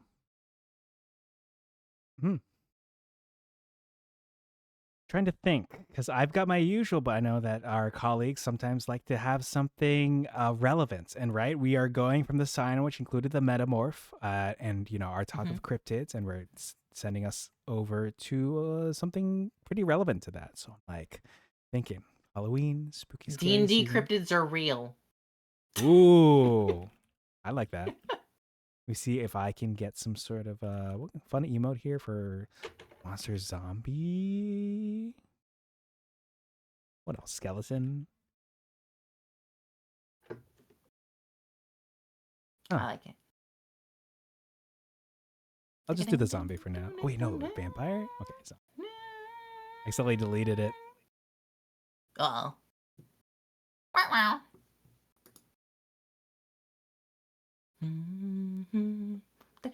So, oh, you said D&D cryptids are real, right? Well, we can, if you have a different way of saying it, that's fine. Why? No, How'd no. you say it? No, accidentally. So when you're like thinking about something, you accidentally type it out instead. Because I was using the zombie emote, I accidentally put D&D zombies are real, but that's I mean, they are literally real. They're already real. Yeah, they're already in the game. It's like, okay, this is like 60-year-old news. All right. Well, I'm ready to head over that way. All right, I'll raid out.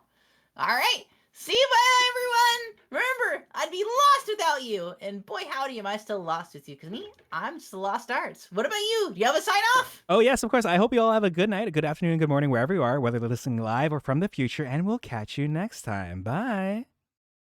Bye-bye.